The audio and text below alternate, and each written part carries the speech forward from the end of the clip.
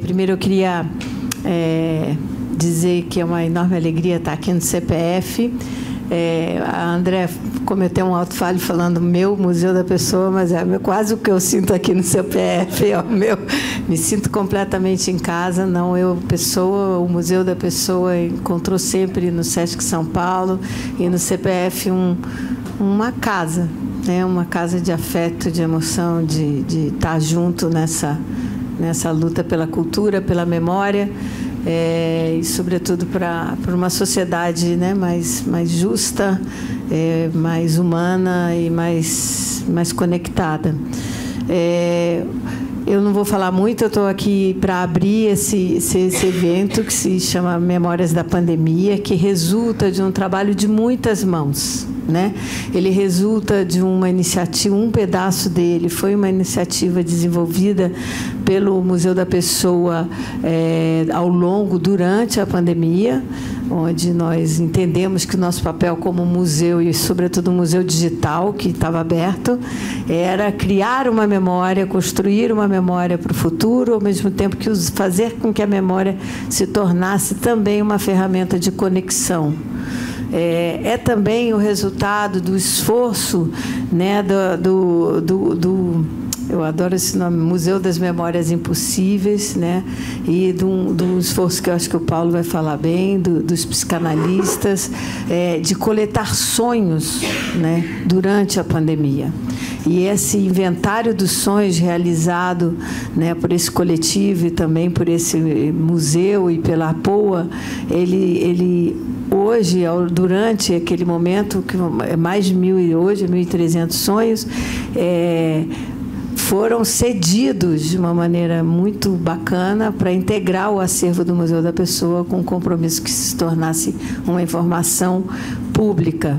Agradecer ao Memorial das Vítimas do Coronavírus do Brasil, que fez uma iniciativa nacional, né, de memória, de coleta, de defesa pelas vítimas do coronavírus e das suas famílias, e ao grupo de Democracia, Direitos Humanos e Memória do IEA, liderado também pelo Paulo Endo, e do qual eu faço parte com muito orgulho. Finalmente, isso tudo, eu não vou fazer spoiler, né? O pessoal vai vir aqui contar e mostrar o que virou e pensar sobre isso. Então, se eu falar tudo antes, vai ficar chato. Então, eu não vou falar nada, vocês vão ver tudo o que vai acontecer. Mas essa iniciativa também foi apoiada pela Secretaria Nacional da Economia Criativa e Diversidade, por meio da emenda parlamentar destinada pela deputada federal Sâmia Bonfim, que está aqui conosco hoje e que eu vou convidar ela para dar uma palavra de abertura, e que, a partir dessa emenda, em que, em nome do museu, eu agradeço imensamente, a gente conseguiu desdobrar essa iniciativa, né, e envolver em todo o país, mobilizar jovens e formar jovens em todo o país para registrar suas próprias memórias e memórias durante a pandemia. Então, acho que isso possibilitou que a gente ampliasse o impacto e envolvesse, engajasse muitas outras organizações. Eu acho que a gente conversou hoje à tarde no IAA, então a única coisa que eu queria pontuar para falar por que estamos aqui hoje, né? Aconteceu tanta coisa, e a gente está aqui falando de memórias da pandemia. E fica parecendo assim, mas essa galera também já passou, né? Vamos para outra.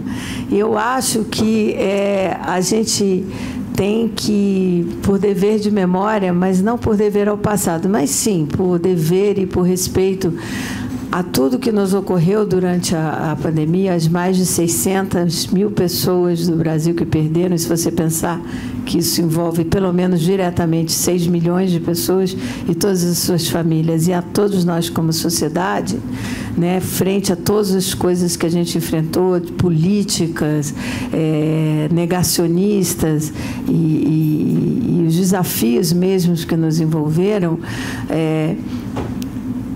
a memória, essas iniciativas de memórias não é para que a gente não esqueça, é para que a gente faça disso uma forma de refletir sobre onde estamos agora e para onde vamos. Então, a Andréa falou, né, que o museu é realmente um museu digital, mesmo antes da internet, e a gente, naquele momento, acreditava, né, que a conexão digital traria, e como trouxe, a democracia da fala. Muitos poderiam falar, muitos poderiam ouvir, a gente teria, né, a gente sempre acha que tudo vai ficar incrível, porque agora todo mundo vai ter direito à memória, todo mundo tem direito à fala. Mas, de alguma maneira, isso fez com que a memória se tornasse também um produto de consumo e a fala um produto também de ser rápido, de se registrar e da gente se perder da gente mesmo. Né? Em vez de cada um ter um lugar de fala, cada um ficou um outdoor de si mesmo. E isso é muito perigoso, porque quando a gente pode perder tudo, mas se a gente se perder da nossa própria consciência, aí realmente a gente está perdido como ser humano e como sociedade. Por isso, estar aqui para discutir essas memórias, poder fazer eventos onde os nossos traumas se tornem fontes de conversa, faz com que a gente possa crescer, tanto como pessoa como sociedade. E o Brasil tem muita dificuldade de discutir seus traumas, desde a escravidão, desde a ditadura, e agora a gente está fazendo da pandemia mais uma memória esquecida. E por isso que eu gostaria de dizer que eu tenho muita felicidade de estar aqui. Eu queria agradecer ao CPF, Minha Casa Minha Vida, e a FAPESP, que apoiou também esse trabalho, e dizer e parabenizar, eu vou parabenizar a Andréa por alguma coisa que depois a gente vai contar, que eu também soube agora. Posso falar ou você vai falar? Você vai falar, né? Depois, com muita alegria, que eu acho que isso aqui ainda vai crescer muito e vai trazer muitas outras coisas boas. Obrigada e boa noite para todos vocês.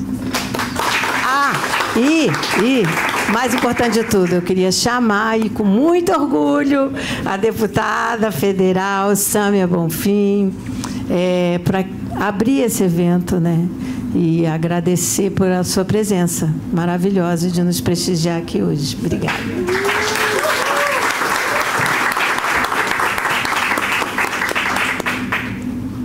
Boa noite a todas, a todos e todes. Quero agradecer o convite por poder estar aqui, parabenizar a todos aqueles que construíram o projeto.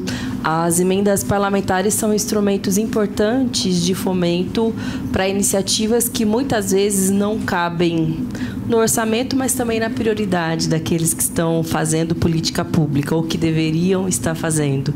E foi justamente a realidade que a gente viu, infelizmente, nos últimos 4 anos no Brasil, né? Sobretudo de projetos ligados às áreas culturais. Bom, foram tempos muito difíceis, mas a gente teve algumas conquistas importantes nesse mesmo período. Se é que dá para dizer assim, num contexto de tanto luto e tanta dor. Uma delas foi a Lei Aldir Blanc, do qual tenho a felicidade de ser uma das coautoras, que trouxe um mapeamento importante do movimento cultural que existe no Brasil, que estruturou conselhos e mesmo secretarias de cultura pela primeira vez no nosso país. E isso também é uma memória importante da resistência, né? Daqueles que fizeram de tudo, do possível e do impossível, para sobreviver de diversas formas nesse momento tão difícil. E é muito importante falar de memória, de reparação, de justiça. Uma amiga minha foi há pouco tempo para a Argentina participar de uma passeata com milhões de pessoas nas ruas, em memória, em repúdio ao que foram os anos de ditadura civil-militar. 40 anos, o aniversário, né, do fim do golpe na Argentina. Milhões de pessoas nas ruas. Imaginem algo semelhante a isso aqui no nosso país. A gente precisa ainda batalhar muito pela reparação, por justiça de transição. Eu acho que isso ainda está em curso no nosso país, no que diz respeito à ditadura civil-militar, no que foram os anos de escravização, mas também no que foram os últimos 4 anos de descaso com a população, principalmente no contexto da pandemia da Covid-19. Por isso que falar de memória é educar as próximas gerações, é respeitar aqueles que tombaram, que sofreram, que lutaram tanto. E é por isso que a gente diz tantas vezes que não tem que ter anistia para aqueles que foram responsáveis por tanta dor, e também tem que batalhar por alguns outros objetivos, projetos concretos, né? Um deles é pensar nos mais de 100 mil órfãos da pandemia da Covid-19 no nosso Brasil, que sofrem com a perda dos seus familiares e muitos, inclusive, com insegurança alimentar, pensando, enfim, que também era uma fonte de renda, de sobrevivência, essas pessoas que se foram. São muitas crianças, inclusive. Eu acho que isso é um tema sobre o qual a gente precisa se debruçar, seja como parlamentar ou seja como sociedade, né? Ou então do que significou a necessidade que foram as escolas ficarem fechadas por tanto tempo, porque foi uma necessidade sanitária, e as consequências que talvez isso tenha na cabeça dos nossos jovens, que talvez agora vejam as escolas como inimigas. Muitas vezes a gente vê isso acontecendo, né? Nesse sentimento sendo alimentado em muitos dos nossos jovens no Brasil. A gente precisa também trabalhar sobre isso, porque, enfim, é a nossa infância, são os nossos adolescentes também, né? Que estão em disputa com esses ideais, enfim, ideais retrógrados, conservadores, ideais de morte, muitas vezes, né? Na sociedade brasileira. E pensar o quanto todo esse sofrimento, essa dor, esses momentos precisam ser revisitados e reconstruídos de alguma forma, né? Seja em respeito àqueles que se foram, mas também a tudo que a gente construiu, trabalhou, militou, enfim, batalhou da forma como foi possível e necessária. Por isso, estou feliz de estar aqui. Eu vou ter que fazer uma coisa horrível que eu odeio fazer, que é falar embora, porque eu tenho que pegar o voo para ir para Brasília, porque amanhã cedinho começam as atividades por lá, mas bem, preciso ir para lá também para seguir com as nossas atividades e desejar para vocês sucesso, um bom evento e agradecer demais. Obrigada.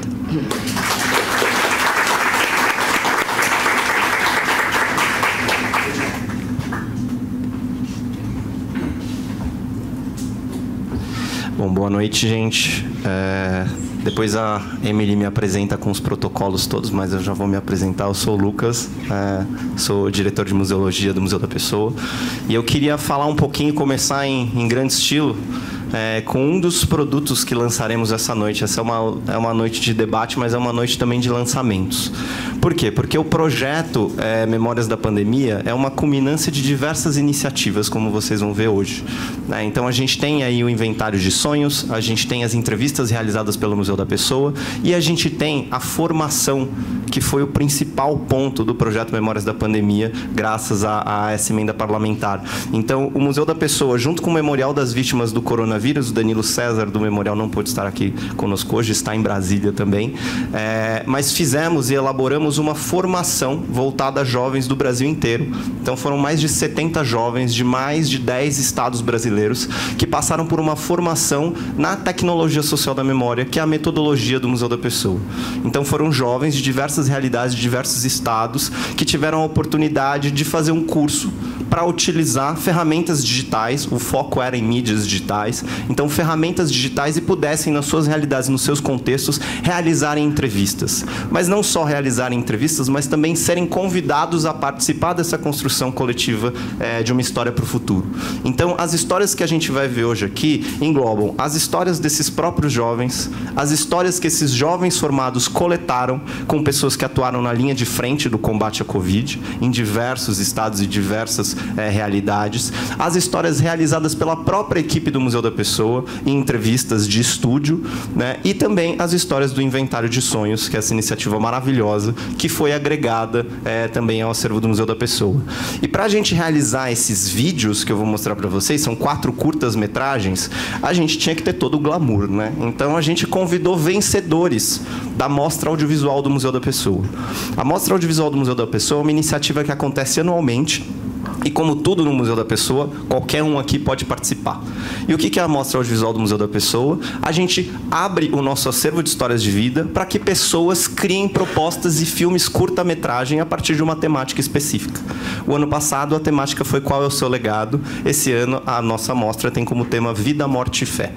Então, a Mostra Audiovisual, que agora vai para a 4ª edição, gerou aí um número de premiados, né, de vencedores, e a gente quis honrá-los também fazendo convite gente e convidando cada vencedor escolhido para curar e fazer um vídeo em cima de um grupo determinado de histórias.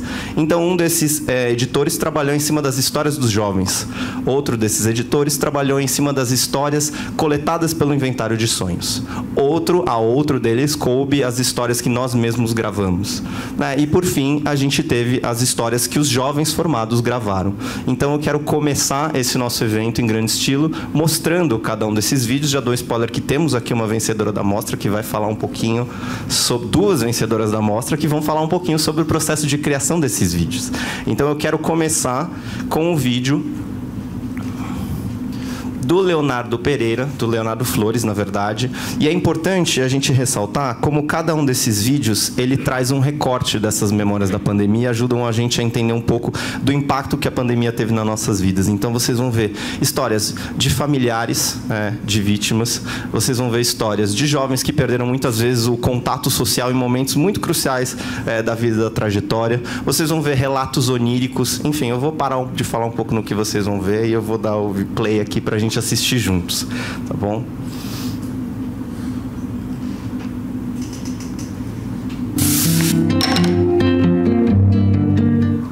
E aí meu marido pegou Covid, eu fiquei isolada com ele.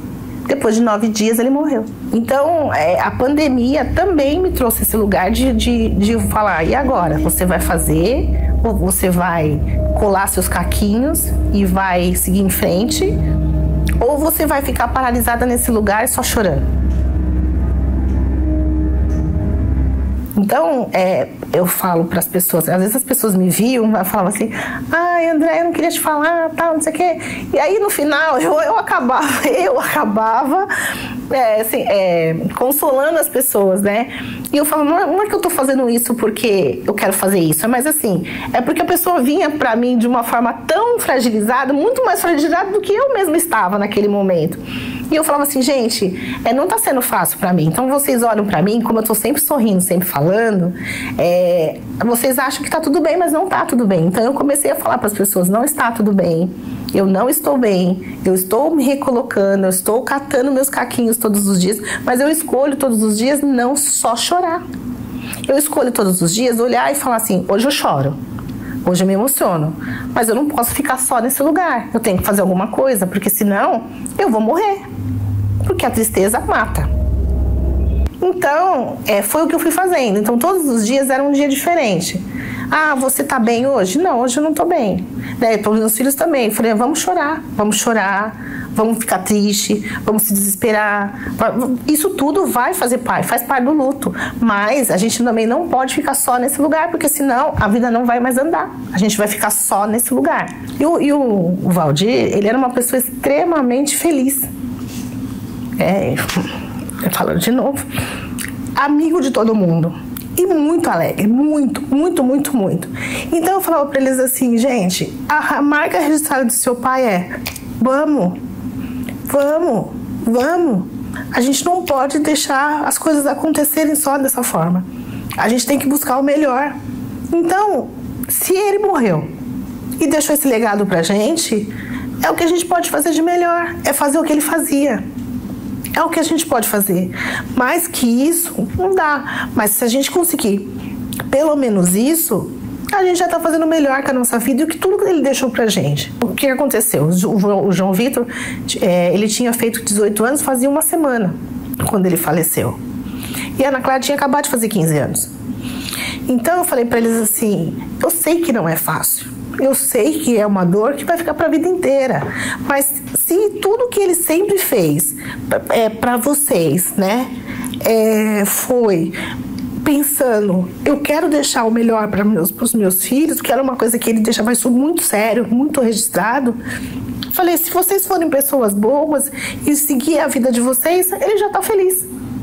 É o melhor que você pode fazer por ele. Toda vez que a gente passa por uma dor e a gente não vive essa dor ela fica incubada e em algum momento ela vai vir. É uma panela de pressão. O dia que ela estourar, ela vai estourar. Então é melhor a gente viver um dia de cada vez e vivendo tudo que precisa do que a gente passar fases. Porque isso vai fazer mal. Meu nome é Andréa Regina Oliveira Assunção Santos. Eu nasci em São Paulo no dia 6 de janeiro de 1974. Eu escolho todos os dias olhar e falar assim, hoje eu choro, hoje eu me emociono, mas eu não posso ficar só nesse lugar. Eu tenho que fazer alguma coisa, porque senão eu vou morrer. Porque a tristeza mata.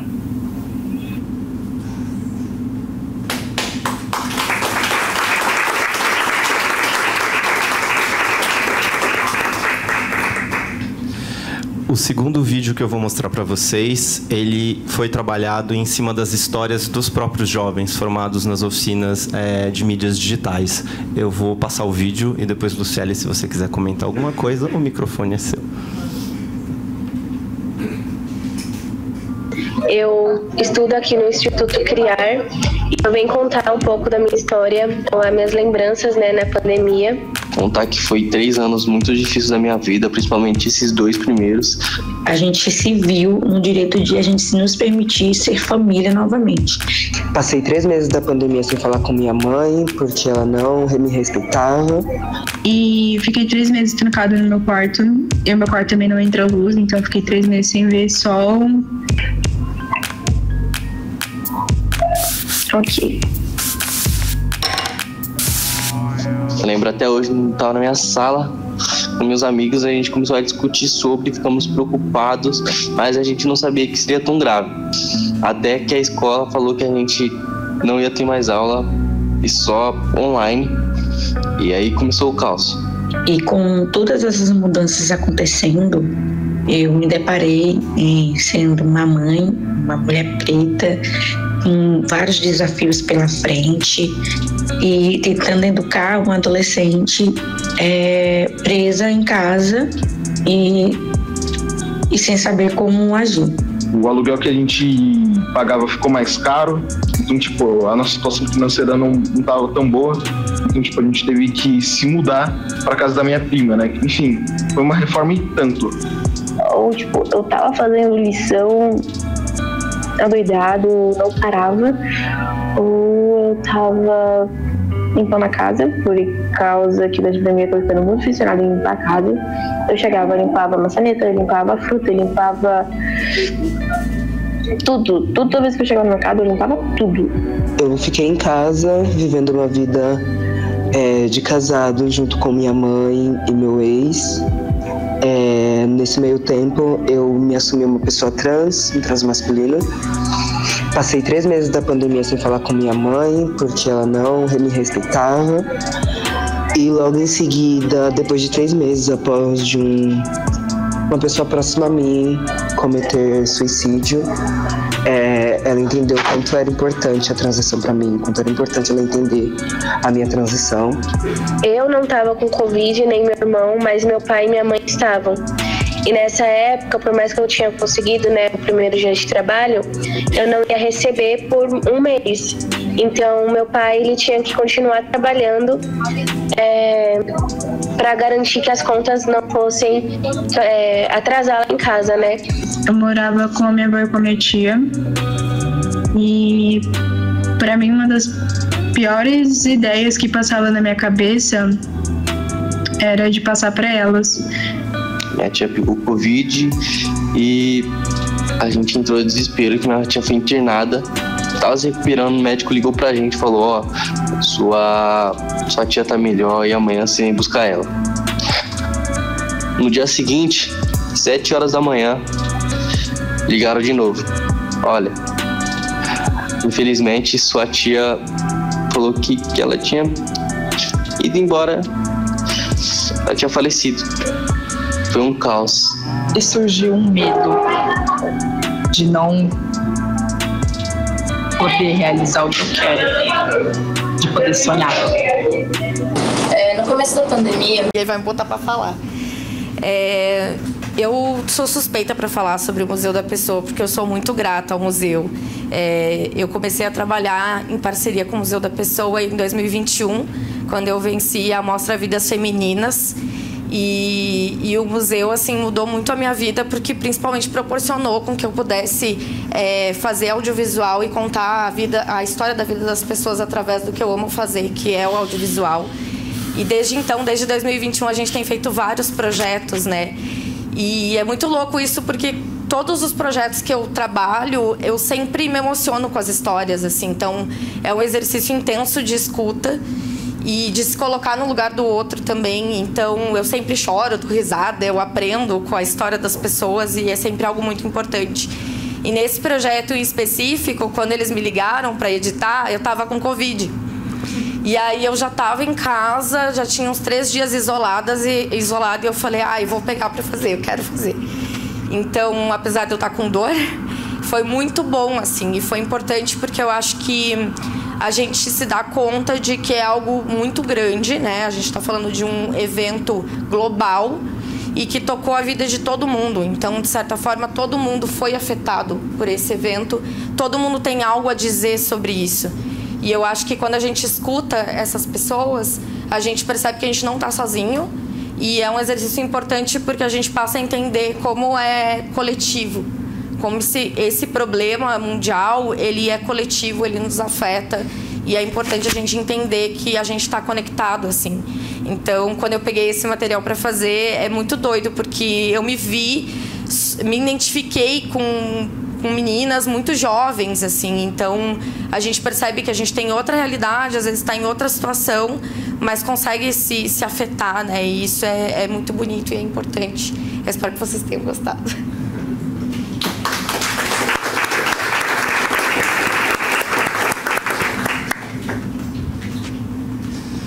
Vamos ao próximo. Esse vídeo editado pela Thaís, foi feito em cima das histórias que os próprios alunos gravaram. Então, depois de formados, eles conduziram entrevistas de histórias de vida e é em cima dessas entrevistas que esse vídeo foi feito. Depois eu te chamo, Thaís.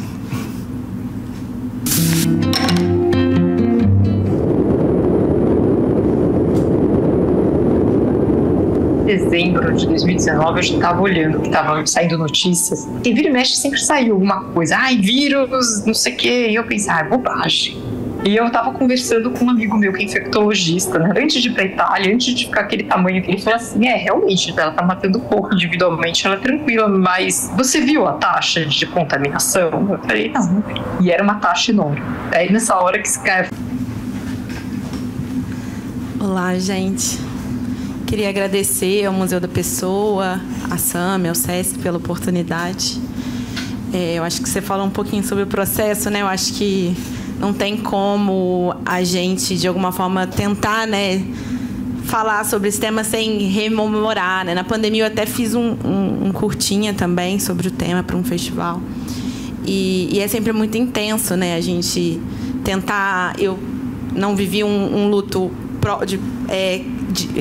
catalogado, né, por Covid, porque a gente sabe que muitas mortes também vão pelas comorbidades e tudo mais. Então, declarar aqui, né, por todas essas pessoas, agradecer aos que viveram os lutos de Covid, os trabalhadores, né, as pessoas que vivem a Covid longa.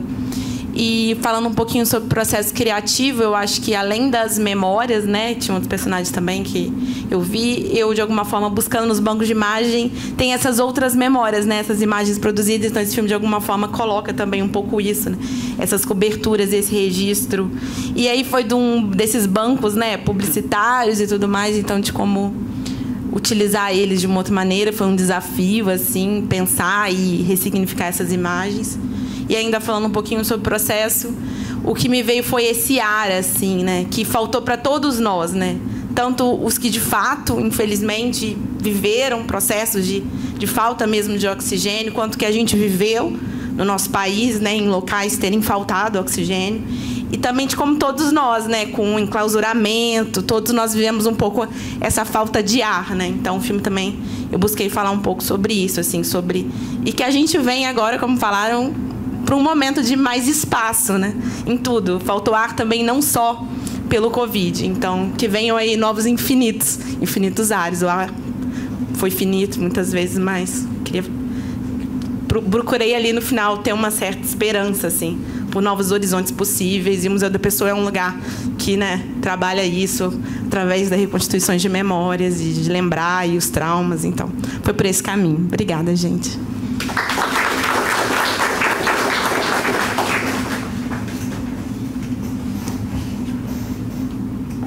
E agora a gente encerra esta parte do lançamento com o último vídeo baseado na coleção Inventário de Sonhos e no projeto Sonhando Alto, que é uma leitura desse inventário de sonhos. Então, é um grupo de pessoas voluntárias que leram esses sonhos, produziram vídeos também, e é em cima desse conteúdo todo que esse vídeo da Camila foi criado.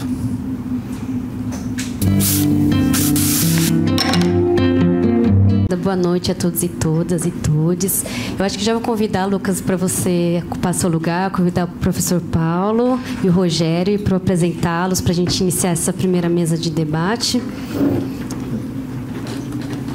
Primeira dessa noite, porque já começou desde a tarde, né? Essa segunda parte desse dia de discussão, de apresentação desse projeto. Essa mesa Memórias da Pandemia, Traumas, Esquecimento e Direito à Memória, com a presença do Paulo Wendo, que é psicanalista, professor livre-docente do Instituto de Psicologia da USP, coordenador do Grupo de Pesquisa em Direitos Humanos, Democracia e Memória, do IEA, membro da United Research on Dreams, Memories and Imagination Studies, da Polônia, e de Los Territórios Clínicos de la Memória, da Argentina, e Memory Studies Association e Memory Studies Association na América Latina. Obrigada, Paulo, pela presença. Lucas Lara, que é Lucas Ferreira de Lara, é formado em História pela Faculdade de Filosofia, Letras e Ciências Humanas da Universidade de São Paulo e mestre em História Social pela mesma instituição. É gestor cultural pelo Centro de Pesquisa e Formação do SESC, que nos orgulha muito. Possui experiência na área de História Oral, Acervo Multimídia e Museologia, tendo atuado no Acervo Histórico da Discoteca Oneida Alvarenga, no Centro Cultural São Paulo, e no Museu da Imagem e do Som. E atualmente é diretor de museologia do Museu da Pessoa e dedica-se a pesquisas em gestão cultural, história oral, museologia social e museus virtuais. Obrigada. Vou aqui minha colinha. E a presença do Rogério Giannini, que é psicólogo, atua em projetos de qualificação profissional, educação em saúde e educação popular. É um dos coordenadores estaduais e articuladores nacionais da Associação Vida e Justiça de Apoio a Familiares e Amigos de Vítimas de Covid, debruçando sobre o tema da memória. É também o atual presidente do SIMPSI, o Sindicato dos Psicólogos de São Paulo, e secretário-geral da Associação Brasileira de Saúde Mental. Presidiu o Conselho Federal de Psicologia no triênio de 2016 a 2019.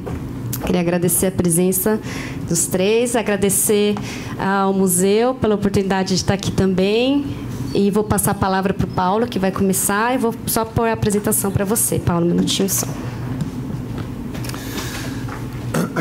Bom, muito boa noite a todas, todes e todos. Esse momento é uma celebração para nós, do Inventário de Sonhos, né?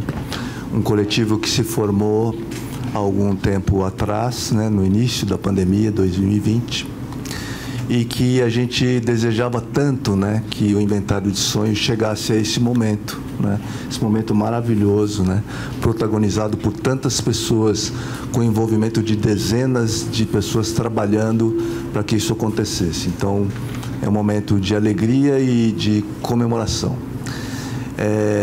Falando das presentes que estão aqui, eu acho que também acabou sendo um encontro de três grupos fundamentais, né, que estão representados aqui, e que eu queria agradecer enormemente pelo tempo de pandemia que passamos juntos, trabalhando e gestando esperança, né?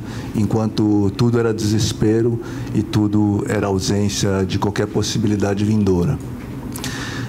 As primeiras pessoas, o primeiro grupo é o Museu da Pessoa, na figura do Lucas, na figura da Karen, que juntos, já no início desse projeto, nós ambicionávamos que talvez chegaria o dia em que, trabalhando em Inventário de Sonhos, nós vamos conseguir presentear a sociedade brasileira com um acervo de sonhos colhidos na pandemia, né?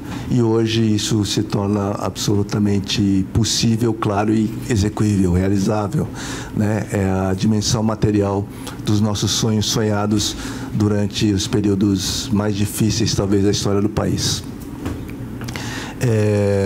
Queria agradecer imensamente o centro, né, o CPF SESC, na figura da Andréia. A Andréia é essa figura maravilhosa que, para os que conhecem, já sabem disso.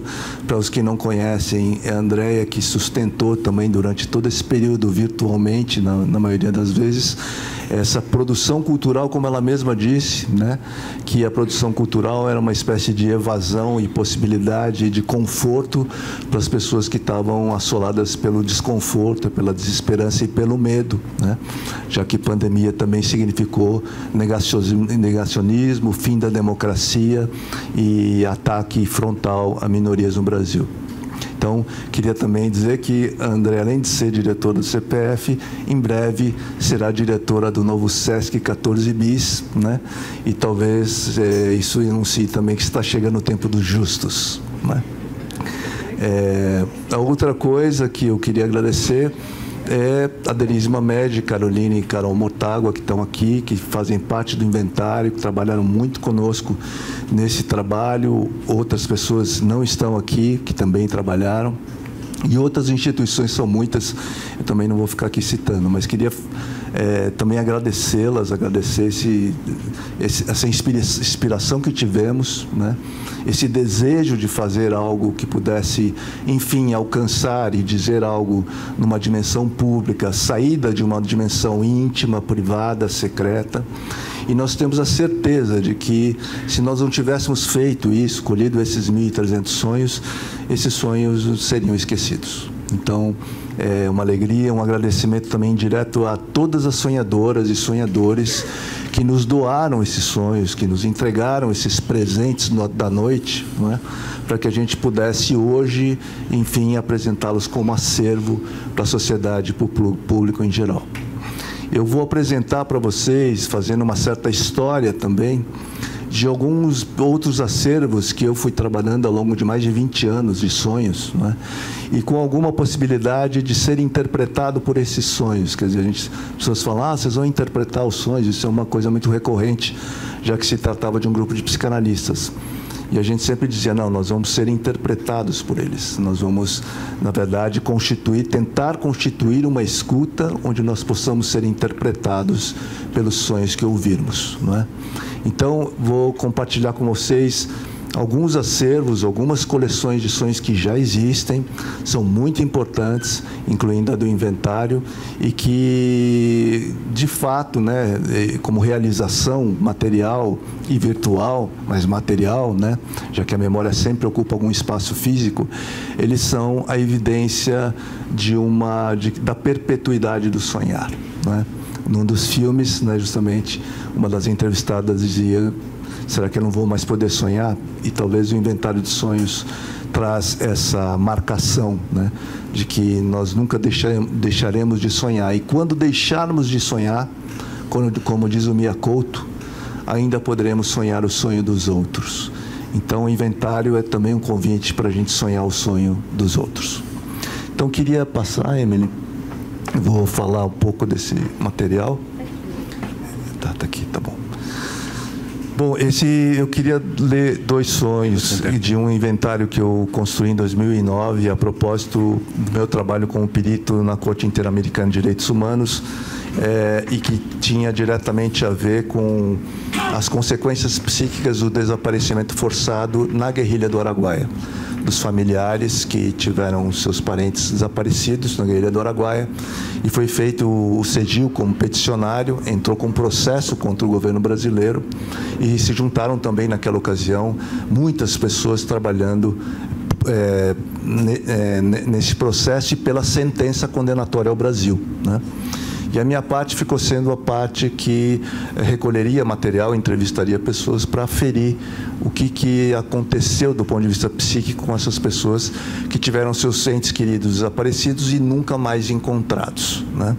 Então, Então, isso foi um trabalho muito longo. Esse laudo e essa sentença, onde o Brasil foi condenado, né, foi condenado gravemente, claramente, pelos crimes cometidos na guerrilha do Araguaia. Está disponível no site da Corte Interamericana de Direitos Humanos. E eu, quando coletava um material, porque o CEGIL não tinha recursos e nem a Corte, para eu fazer muitas viagens pelos estados, colhendo os depoimentos dos familiares. Então, a gente montou um questionário. E nesse questionário, uma das perguntas era: você sonha com esses acontecimentos? E qual é a sua interpretação, qual é a sua associação sobre esses sonhos? Então, eu queria compartilhar com vocês 2 desses sonhos, colhidos, então, nesse inventáriozinho, né, de 2009, mas com uma potência extraordinária. Primeiro é o sonho de uma mulher. Eu rezava, era muito católica e sempre pedia a Nossa Senhora para livrar. Tanto que um dia eu disse que, se existir um Deus, eu ainda vou ver Dina. Quando foi um dia, sonhei com Dina. Eu estava deitada e sonhei que passava o enterro lá na rua. Gritavam para eu levantar, pois lá vinha Dina. Quando eu levantei, eu vi o enterro com 4, 5 pessoas. Eu fiquei triste e aí tornei a dormir. Nessa mesma hora eu sonhei de novo. Ela estava deitada e eu dizia: Dina, Dina, Dina. Aí eu ajoelhei. Agora eu sei que existe um Deus, pois eu vi a minha filha. Aquela promessa que eu fiz nesse dia, eu agradeci. Um outro dia eu estava aqui e sonhei que vinha um carro vermelho e parou. Aí estava ela sentada dentro do carro e eu perguntava onde ela estava esse tempo todo. Depois de muitos anos, o senhor Edgar veio aqui trazer um livro. No livro, dizia que mataram ela e que ela virou borboleta.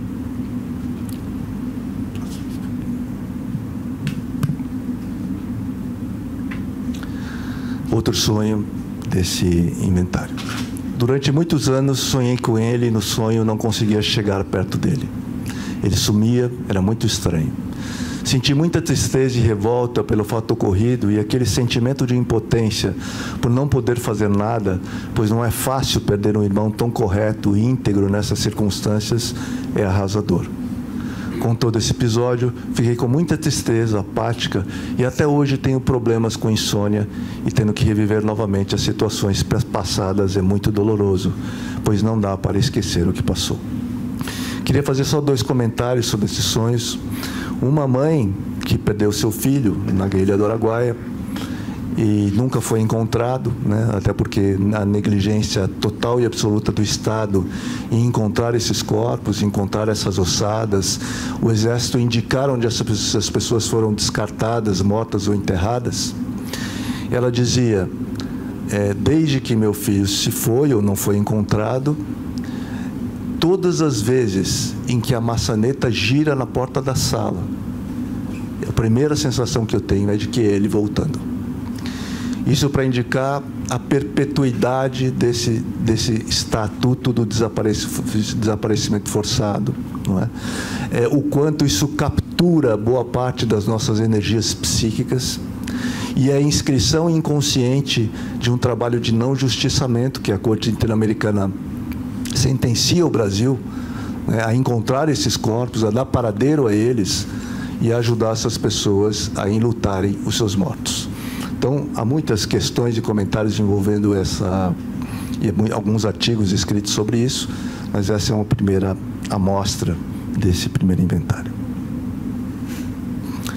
Um outro inventário que eu trabalhei, né, até 2017 a 2019, com colegas na Polônia, na Itália, na Finlândia, dizia respeito aos sonhos de Auschwitz que foram encontrados no Museu Memorial Auschwitz-Birkenau.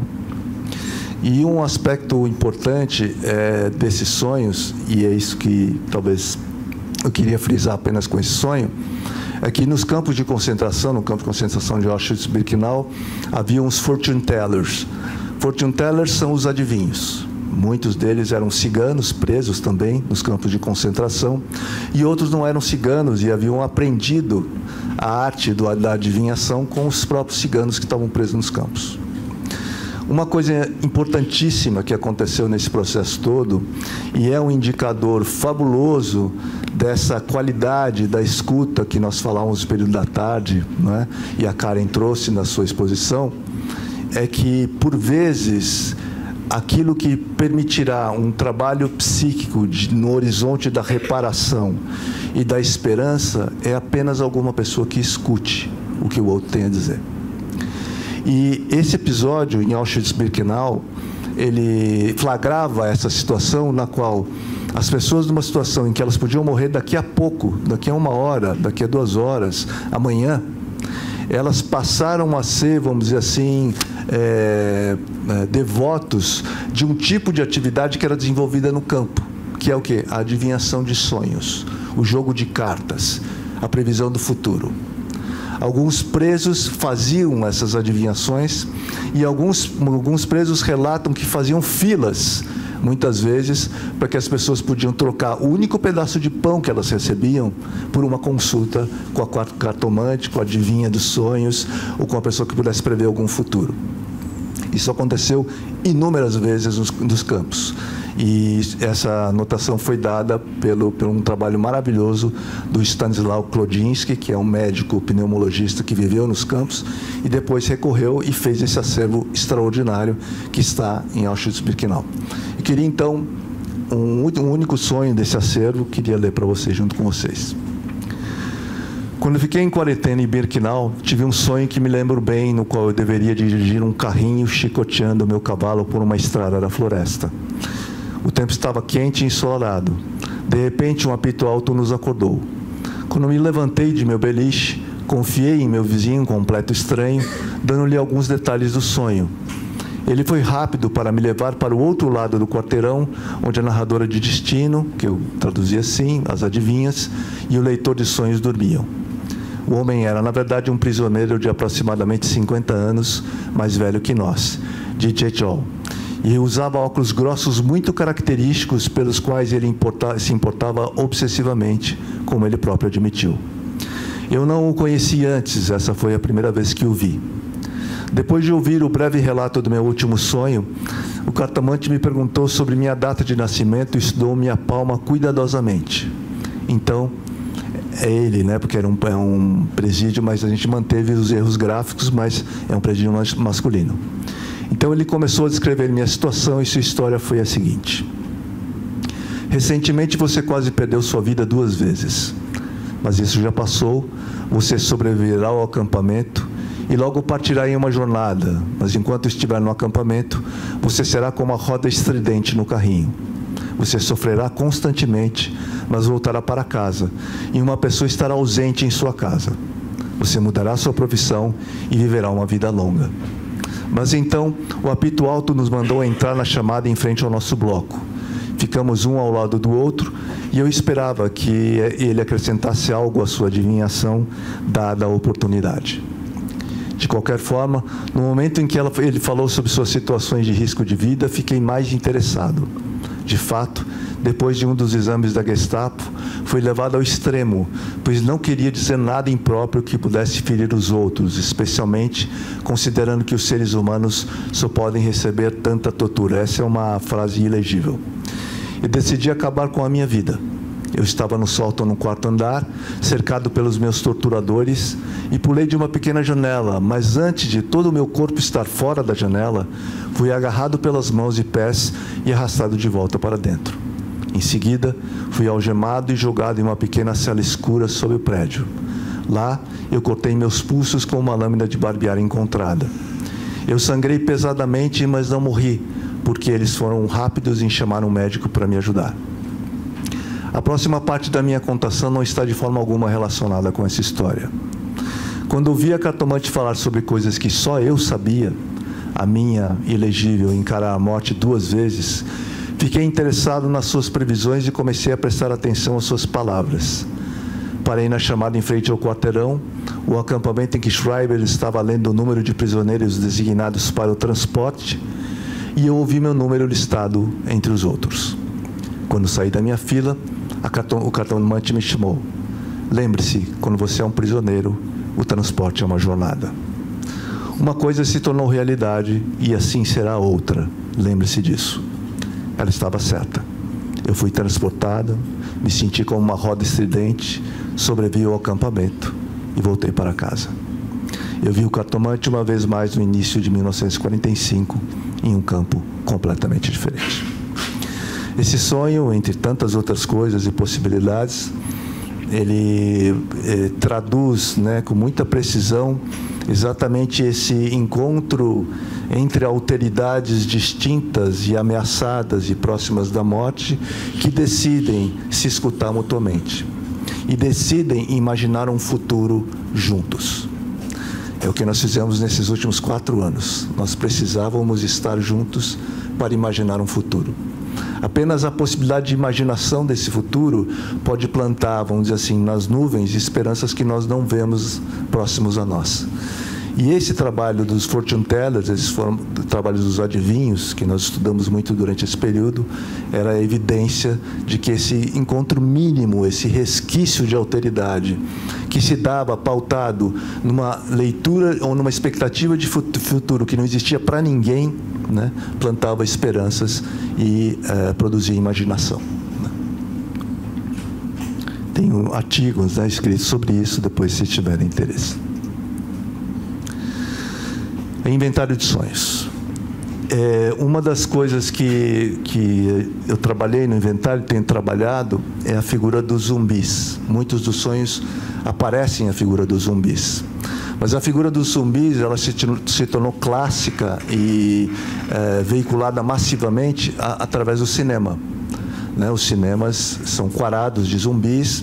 Os zumbis todos nós conhecemos, são figuras que não estão nem vivas e nem mortas, podem ser mortas tantas vezes quanto forem e elas ressuscitarão, ou meio ressuscitarão, mas jamais voltarão à vida.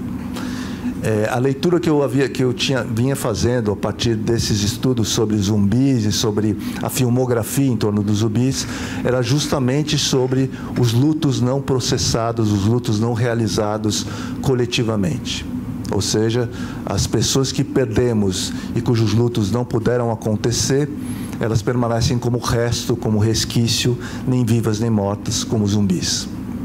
A figura coletiva, então, que de algum modo representa esse nem morto nem vivo, na cinematografia e nos sonhos, também eram os zumbis. Não é?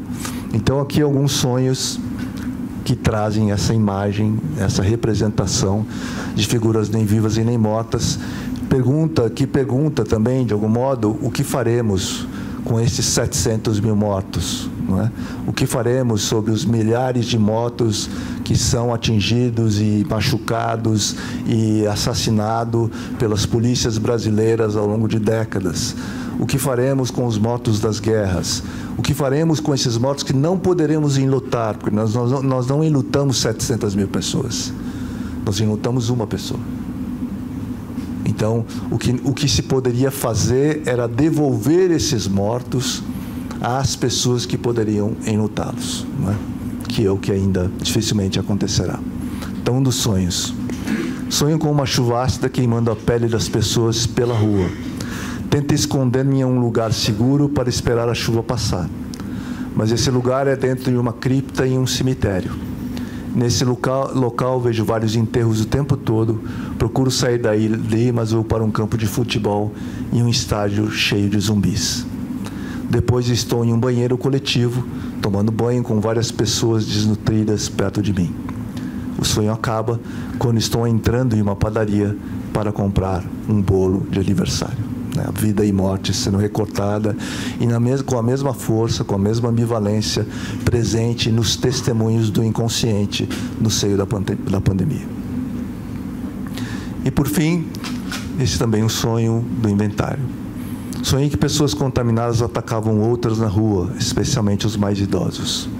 Os contaminados tiravam as máscaras e tentavam pôr as mãos na boca de cada um, ou até tentavam beijar quem estava nas ruas. Bem, uma sensação de filme de zumbis e fixação científica sufocam. Esses sonhos, então, do inventário, né, eles indicam para nós as tarefas que temos. né? No inventário, quando a gente estudava e está estudando inventário, justamente uma questão importantíssima que aparecia para nós é que o pensamento cativo, né, que de alguma maneira nos prendia sobre quantos mortos hoje, quando virá a vacina, quantos foram contaminados, que hospitais estão lotados, no sonho era substituído ou era arejado, vamos dizer assim, por perguntas muito mais profundas e muito mais decisivas, não é? Como nós chegamos até aqui? Para onde vamos? Como vamos sair disso? Então, até hoje, o inventário é um repertório de perguntas como essa, dessa qualidade. E é o testemunho do inconsciente. É um testemunho alheio, avesso e, vamos dizer assim, nos extremos de um pensamento que suporta a sua equivocidade, que suporta a sua ambivalência e suporta a sua incerteza, né? Eu estava falando hoje à tarde que qualquer narrativa de sonho começa um pouco assim, né? Ela começa as pessoas dizendo, olha, eu não tenho certeza muito bem se eu estava em tal lugar ou em outro.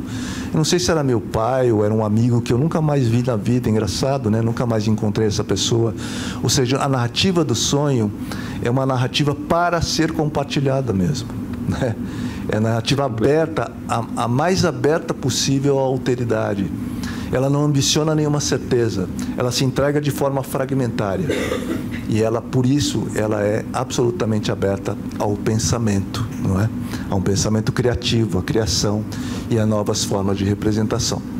Então, queria, mais uma vez, agradecer a todas as parceiras, parceiros desse projeto incrível, maravilhoso, esses filmes sensacionais, estarmos inseridos, né, nessa sinergia tão maravilhosa hoje, né, de pessoas que continuaram trabalhando durante a pandemia, durante o protofascismo em que vivemos, e hoje estamos aqui celebrando as realizações que pudemos fazer nesse período. Muito obrigado.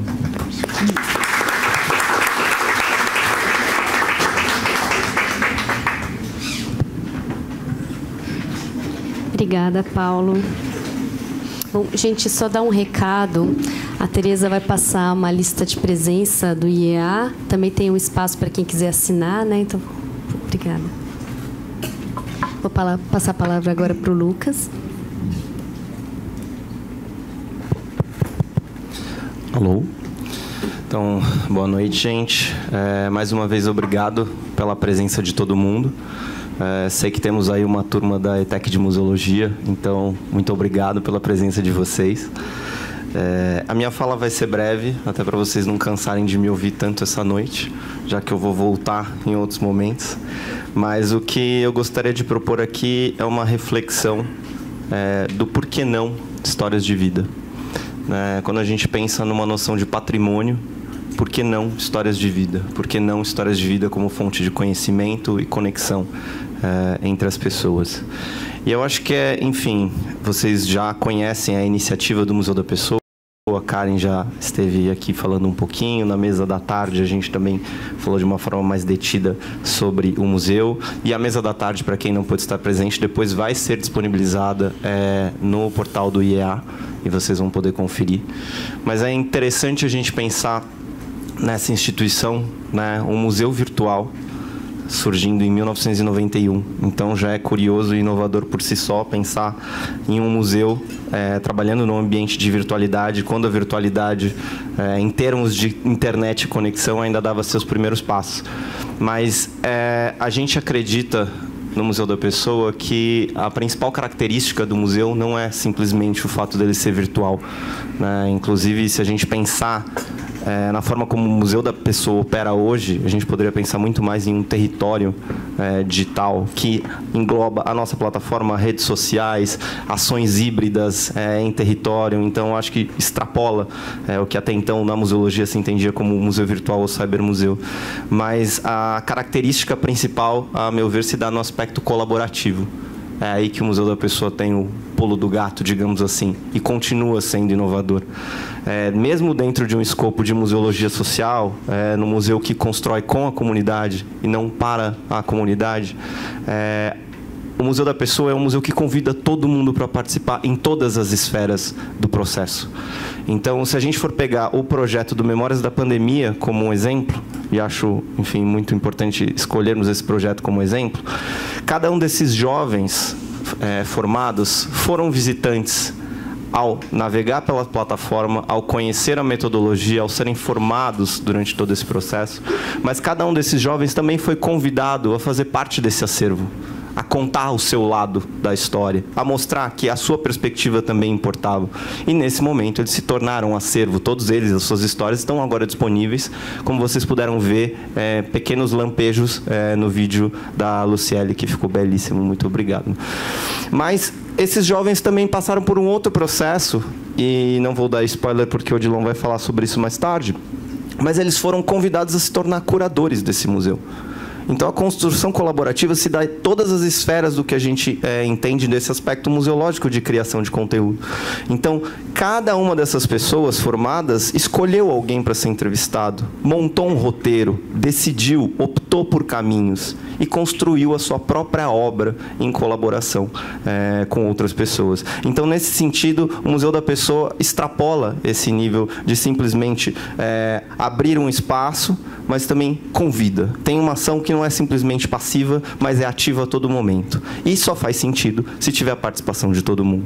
Então, não é à toa que convidamos parceiros para estar com a gente nesse processo. Não é à toa que estamos fazendo esse evento no CPF. Não é à toa que convidamos vencedores da mostra para estar com a gente. Porque quanto mais pessoas participarem, mais sentido a coisa faz. Mas a gente está falando desse museu que é virtual e colaborativo, dedicado ao quê? Dedicado ao registro, preservação e disseminação de histórias de vida. E por quê? Porque o Museu da Pessoa acredita que aquilo que nos torna únicos no mundo são as nossas vivências e a nossa narrativa. A narrativa que cada um de nós produz a todo momento sobre as vivências que tem. É isso que determina, em última instância, para a gente, a nossa singularidade. E isso é muito interessante de ser pensado, levando para um lado da questão de patrimônio, porque quando a gente fala que toda pessoa é única, que não existe pessoa igual a outra, a gente pode levar para um lado político, de entender que cada história importa, que se não existe ninguém igual a ninguém, a diversidade é a coisa mais óbvia do mundo e deveria ser valorizada e não vista como um problema, né? Mas a gente levando para o lado conceitual, a gente entende que cada um de nós tem condições e tem capacidade, enfim, e tem o dever, de certa forma, e o direito de fazer parte da história, de fazer parte de uma construção colaborativa dessa história. Quando a gente entende o conceito, por exemplo, de patrimônio, se a gente entra ali no site do IFAM, a gente entra no site da Unesco e a gente tem ali a definição de patrimônio, né? Patrimônios que podem ser materiais ou imateriais. Materiais como as pirâmides do Egito, as cidades históricas de Minas Gerais, e imateriais como, por exemplo, o Círio de Nazaré ou o samba de roda do Recôncavo Baiano. Quando a gente pega a ideia e a noção de patrimônio imaterial, está dito nesses sites que patrimônios imateriais são um conjunto de bens culturais, saberes e fazeres, junto com seus objetos, que são de extremo valor para as comunidades das quais fazem parte. Patrimônios imateriais não são fixos, eles estão em constante reconstrução, em constante ressignificação. É só assim que eles fazem sentido para essas comunidades. Se a gente vai atrás do samba de roda do Recôncavo Baiano, praticado hoje em dia, e o samba de roda do Recôncavo Baiano de 30, 20 anos atrás, é um outro samba de roda. Isso não significa que ele deixa de ser um patrimônio material da humanidade, só mostra que esse patrimônio é vivo. O Museu da Pessoa acredita que as nossas histórias de vida são também patrimônios da humanidade. Quando a gente trabalha com a ideia de que a minha narrativa de histórias de vida é uma seleção daquilo que eu desejo contar, eu posso fazer uma brincadeira de que cada um de nós é um museu também. Então, peraí, vamos lá, vamos com calma. Quando a gente fez um seminário, há uns anos atrás, a Karen vai lembrar, o seminário Futuro da Memória, a gente convidou diversos, enfim, especialistas para conversar com a gente sobre o futuro da memória. Um deles foi o escritor Nobel de Literatura, Orhan Pamuk, que disse, inclusive em uma conferência do Conselho Internacional de Museus, que o futuro da memória, o futuro dos museus estava em nossas casas. O que o Orhan Pamuk trazia naquele momento era uma ideia da gente repensar o que seria um museu, o que seria considerado um museu de realmente extremo valor. E o Orhan Pamuk tem essa ideia de que trazer para o íntimo, trazer para as memórias pessoais e individuais é sim um contraponto a esses grandes museus estatais que, de certa forma, representam um discurso muito hegemônico. E aí a Karen fez uma provocação que eu acho muito válida e interessante, que nos impulsiona no nosso trabalho no museu, que é o futuro dos museus está dentro de cada um de nós. Então, se a gente faz essa brincadeira e pensa que cada um de nós tem uma série de memórias e vivências, e se a gente considera como Museu da Pessoa essas vivências, as nossas peças, as nossas obras de arte, logo a gente tem aqui uma reserva técnica cheia, né? E a gente pode até brincar com os nossos amigos, puta, eu preciso ir para a academia para dar um shape na minha reserva técnica, eu preciso fazer umas cruzadinhas para aumentar a capacidade da minha reserva técnica, mas quando eu vou para uma mesa de bar contar para os meus amigos algo que aconteceu comigo, eu estou fazendo uma exposição das minhas vivências. Eu estou selecionando nas minhas memórias as obras de arte que eu quero expor, como eu quero expô-las, com que finalidade eu vou expô-las, o que eu tenho de intencionalidade no que eu estou escolhendo, da mesma forma que um curador em um museu faz. E por que isso é extremamente poderoso? Porque a gente percebe que as nossas histórias, as nossas vivências, quando compartilhadas, podem sim fazer alguma diferença. Que essa construção colaborativa cabe a mim também. Então, se a gente pensa, já me encaminhando para um final, que cada história de vida é um patrimônio da humanidade pelo extremo valor que ela tem, o que a gente viveu nos últimos anos é um dos maiores desastres com relação à destruição do patrimônio público da humanidade. A gente está falando de 700 mil patrimônios destruídos. A gente está falando de um impacto, por exemplo, se a gente for comparar, né, enfim, só por vias mesmo de reflexão, o desastre e a tragédia também anunciada que a gente viu no Museu Nacional. Um acervo de 20 milhões de itens, dos quais 80% se perderam.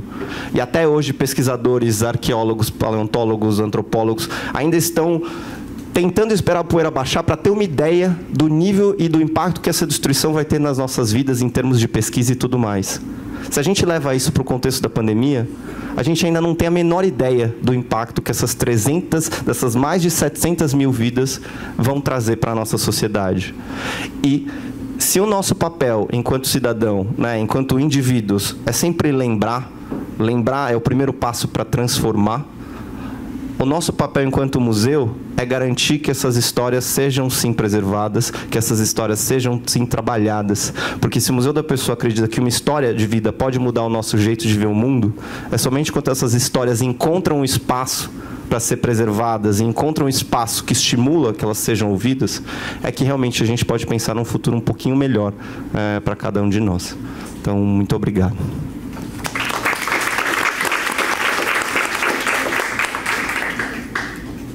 Obrigada, Lucas. Logo após a fala dos convidados, eu vou abrir para perguntas, tá? Então, se algum de vocês já quiserem ir se preparando para colocar alguma pergunta, tá bom? Passar a palavra para o Rogério. Rogério, por favor. Vamos lá. Está funcionando, né? Todo mundo está me ouvindo? Sim. É meio esquisito falar sem microfone. Na verdade, o microfone tinha uma função para mim, de muitos anos, que nem o copo de cerveja ou de uma bebida qualquer nas festas, né? Que é um objeto assim de... E aí, por conta desse tremor, eu não uso mais microfones na mão, então eu perdi um pouco esse objeto. Eu fico sempre meio estranho em falar com vocês sem ter esse anteparo do microfone visível, né? Mas eu tinha pensado aqui não falar de nada pessoal, digamos assim, mas aí com a sua fala eu falei, bom, se eu sou um museu, então eu tenho direito à exposição. Na verdade, quando essa coisa de experiência pessoal com a pandemia, para depois falar da entidade que eu represento, eu acho que é a primeira vez, Paulo, que eu vou fazer essa associação que eu nunca tinha feito. Eu tenho o diagnóstico de Parkinson no início da pandemia. Então eu convivi com isolamento, etc, etc, com esse outro atravessamento que é o diagnóstico de Parkinson, que acaba tendo um impacto, digamos assim, no pós-pandemia, né, ou no pretensão de pós-pandemia, que é passar a viver socialmente com tremor, com essa, digamos assim, essa talvez limitação, ou esse estilo de estar no mundo, que é estar tremendamente implicado com vocês, assim. Mas da minha experiência pessoal com a pandemia, uma coisa interessante, que logo de cara, em isolamento, e eu fui daqueles caxias que se isolaram mesmo, eu não abria a janela, eu abria só uma frestinha, Depois eu passava álcool no parapeito da janela, era uma coisa assim. Falei, alguém de cima do apartamento pode cuspir e ter um vírus aqui. Então, aquela coisa bem paranoica. Eu vivi no começo da pandemia, mas logo em seguida, acho que nos primeiros 5, 6 dias, eu comecei a escrever sobre a pandemia. Então eu fiz um diário da pandemia que durou 580 textos. Então eu escrevi 580 textos sobre a pandemia, que era uma espécie de contagem, um pouco disso que o Paulo falou, digamos assim, do estado da coisa, do estado da arte, e reflexões, análises também, a partir do que eu estava vivendo. E aí uma coisa interessante é que logo no começo, passando alguns textos, poucos textos, alguns dias, eu comecei a escrever que acho que seria fundamental uma espécie de comissão da verdade da pandemia. Eu usei essa expressão logo de cara nos primeiros dias,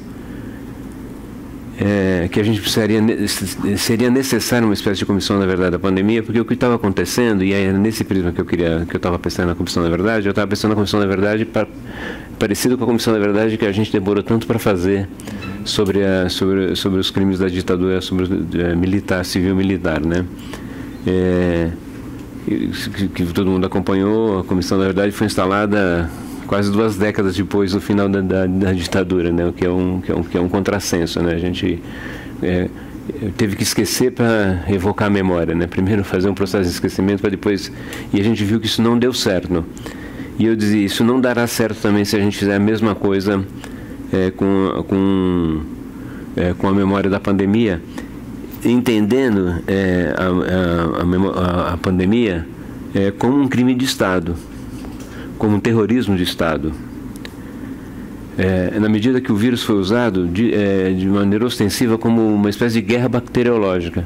O vírus foi utilizado, ele foi incentivado o seu espalhamento, digamos assim, desde para algumas populações específicas. Agora a gente está vendo a questão dos Yanomamis, de populações ribeirinhas, quilombolas, etc., né, que o vírus foi propositalmente colocado, mas propositalmente colocado para o conjunto da sociedade brasileira, com negacionismo científico, com imunidade de rebanho. Então a gente pode fazer uma lista gigantesca de, digamos assim, de erros, que não foram erros, né, se tratou de um projeto da construção de um campo social e político. Na verdade, aí eu vou falar um nome aqui, vocês não temam, então. O Bolsonaro, vocês lembram, não? Teve um personagem brasileiro, já foi embora, não tem mais importância, ou tem, né? Que ele inventou um jeito de fazer política que tensionando com o mundo acadêmico, tensionando com a lógica, com a inteligência, tensionando com tudo mais. E isso não fez ele perder votos, como algumas pessoas imaginavam. Não, faz tanta bobagem que não vai ter votos. Ao contrário, quase ganhou as eleições, com a certa ajuda da Polícia Rodoviária Federal, impedindo eleitores do Lula chegar no seu local de votação, etc.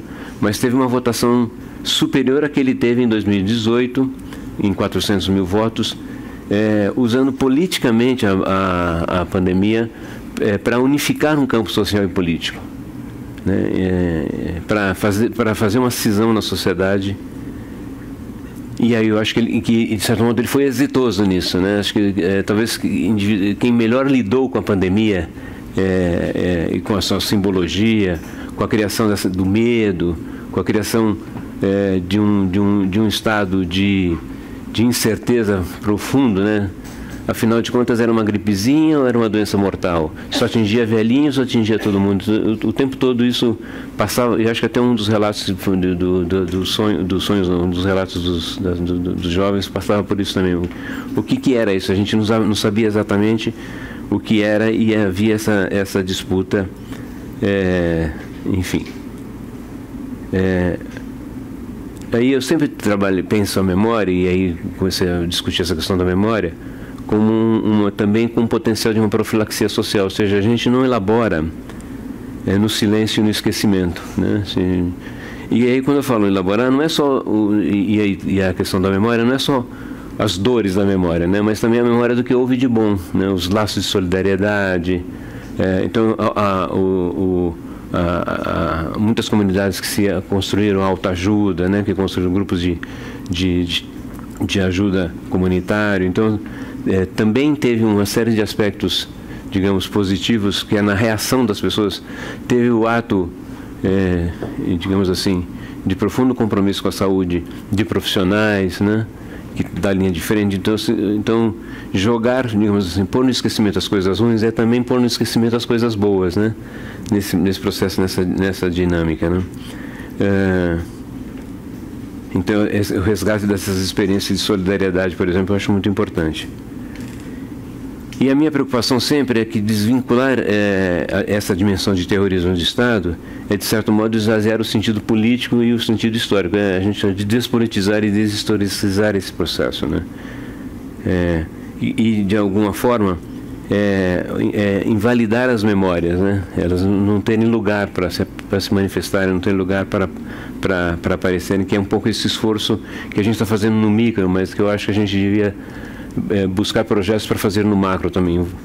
Eu apresentei, através da entidade que eu represento, que é a Associação Vida e Justiça,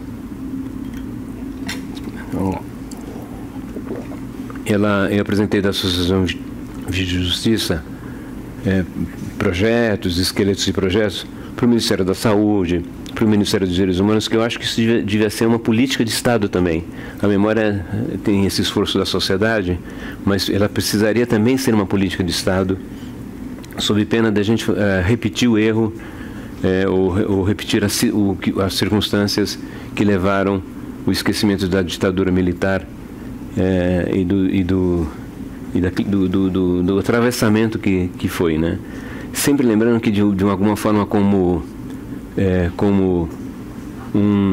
uma repetição trágica e cômica ao mesmo tempo, a gente tem o Bolsonaro como um militar num governo que também se caracteriza como sendo um governo militar, né? Só lembrar dos 6, 7, 8, 9 mil ou 10 mil militares em cargos administrativos no governo federal, né? Então, é o partido militar que assume, e assume interessantemente com um militar que foi expulso do próprio exército, né?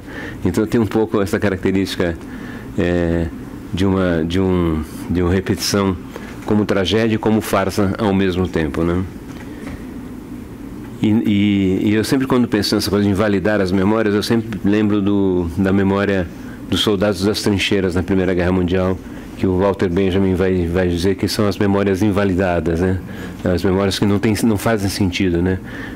Que se resumem à morte e ao sangue, né? E aí, falando assim, a gente tem... A Sâmia falou um pouco da questão da orfandade, né? Que a Associação Vida e Justiça faz parte da Coalizão Nacional dos Direitos, da Orfandade e Direitos, que também tem pensado essa questão da orfandade. Os números são bem estranhos, assim, né? Porque se falou já em 200 mil, 100 mil, 80 mil, 60 mil, ou seja, não se sabe exatamente quais são os órfãos, e não se sabe porque a gente não sabe bem o que é orfandade, né? Por que eu estou dizendo? A gente pensa em orfandade do pai, orfandade da mãe, orfandade do cuidador, orfandade da avó, a orfandade do avô, enfim, da vizinha que cuidava da criança enquanto a mãe saía para trabalhar, a chamada mãe solo saía para trabalhar. Então essa orfandade, ela tem uma série de dificuldades até de se entender o que a gente está chamando de orfandade, né? E é interessante que quando a gente começou a discutir a orfandade da pandemia, a gente descobriu que tinha orfandade no Brasil, porque a gente começou também a descobrir que a orfandade não é uma coisa discutida no Brasil, não está em legislação nenhuma, não está no ECA, não está no CONANDA, esse debate sobre a orfandade, de modo geral, então, de alguma forma, trazer o debate da orfandade da pandemia trouxe o debate de outras orfandades, não só as provocadas pelo Estado, né? Por exemplo, o feminicídio tem um viés, né, de uma inação do Estado, as catástrofes, as mortes violentas provocadas pela violência policial, por exemplo. Então existe uma série de orfandades em que o Estado tem um papel importante, ou pela negligência ou pela ação direta, como foi no caso da pandemia, né? E por falar em memória, eu estava querendo lembrar aqui, a gente fala em 700 mil, né? E a gente como o Braulio falou, a gente esquece dos... Ali tem uma placa, eu não enxergo. 5 minutos, obrigado. Eu fui premiado com mais 5 minutos, eu achei que já tinha falado demais. Vamos lá. E aí, como o Braulio diz assim, são inumeráveis, né? Então todo mundo tem nomes. Aí eu sempre lembro de quando a gente vai falar dos 700 mil mortos, lembrar da primeira pessoa que foi registrada como morte, que foi no dia 12 de março de 2020, que é uma pessoa que tem um nome, né? Que é a Rosana Aparecida Urbano. Alguém lembrava? Não precisa levantar a mão, não, só fazer assim, porque não é para constranger. Mas a gente esquece o nome da primeira pessoa que morreu. Então, assim, a gente parece que tem uma sociedade treinada para o esquecimento. É uma coisa impressionante, assim. A gente não eu também não lembrava, mas eu tinha uma colinha. Se vocês, eu teria uma colinha. Quando alguém perguntasse, você pegava o celular e falava assim: foi a Rosana Aparecida Urbano, que é uma diarista de profissão que se infectou na visita à sua mãe internada no Hospital do Tatuapé, que também morreu alguns dias depois. E ela deixou 3 filhas e um marido que é um auxiliar de limpeza, né? E aí eu queria terminar arriscando uns versos, assim como o Braulio fez, o Braulio Bessa, que não é tão bom quanto os deles, mas foi só uma tentativa para também terminar com alguma poesia, né? A Rosana era diarista das boas, sempre alegre e disposta para a vida. De todos da comunidade amiga, não passou por essa vida à toa. É isso, muito obrigado.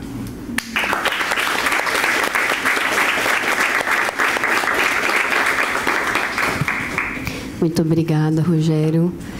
Eu queria, antes de passar a palavra para quem quiser fazer alguma pergunta, só tentando fazer um resuminho assim muito rápido do que foi dito e pensando um pouco nessa questão da justiça, né, de como esses acervos, trazendo isso que o Lucas falou, né, desse lugar, desse acervo como um lugar da história de vida, como fonte de conhecimento, e como esses acervos são importantes como um lugar de direito à memória, né, como eles constituem esse lugar de você ter a sua história de vida, ter o seu lugar como um museu, né, preservado, e o quanto isso é importante nesse sentido de buscar depois, porque são pessoas que partiram ou que viram familiares partir, são pessoas que perderam muita gente da família, né? Tem gente que perdeu completamente, praticamente toda a família, então um passado foi embora, né? Então como olhar para esse lugar? Então, pensando um pouco em algumas tragédias que já aconteceram, né, de traumas coletivos, me veio à cabeça um pouco, pensando um pouco da barragem do Fundão, né, quando a gente teve aquele acidente, enfim, aquela tragédia, e houve alguns projetos de registro dessas memórias das vítimas e das pessoas que estavam lá, e uma das pessoas entrevistadas, ela falava que o registro da memória dá o direito ao esquecimento, né, então o quanto também esse lugar é importante, né, desse registro da memória, e quanto esse direito da memória ele também impõe essa tarefa de projetar esse futuro, né, de seguir em frente, mas sem deixar de assumir esse compromisso, né, esse compromisso pela responsabilização dos atos, então por buscar justiça, pela responsabilização do governo ou de quem esteja envolvido pela negligência, pela luta por condições, né, e preservação de políticas públicas de saúde como o SUS, né, que foram tão importantes e fundamentais. Então acho que esse trabalho que vocês realizaram, ele compõe esse conjunto de ações que são fundamentais para a gente continuar, né, honrando essas memórias e lutando, né, para que essas memórias elas tragam também essa reparação de alguma forma, né, dessas vidas que ficaram, né, e que partiram também, né, dessas vidas que partiram. Vou abrir para perguntas. Alguém tem alguma pergunta?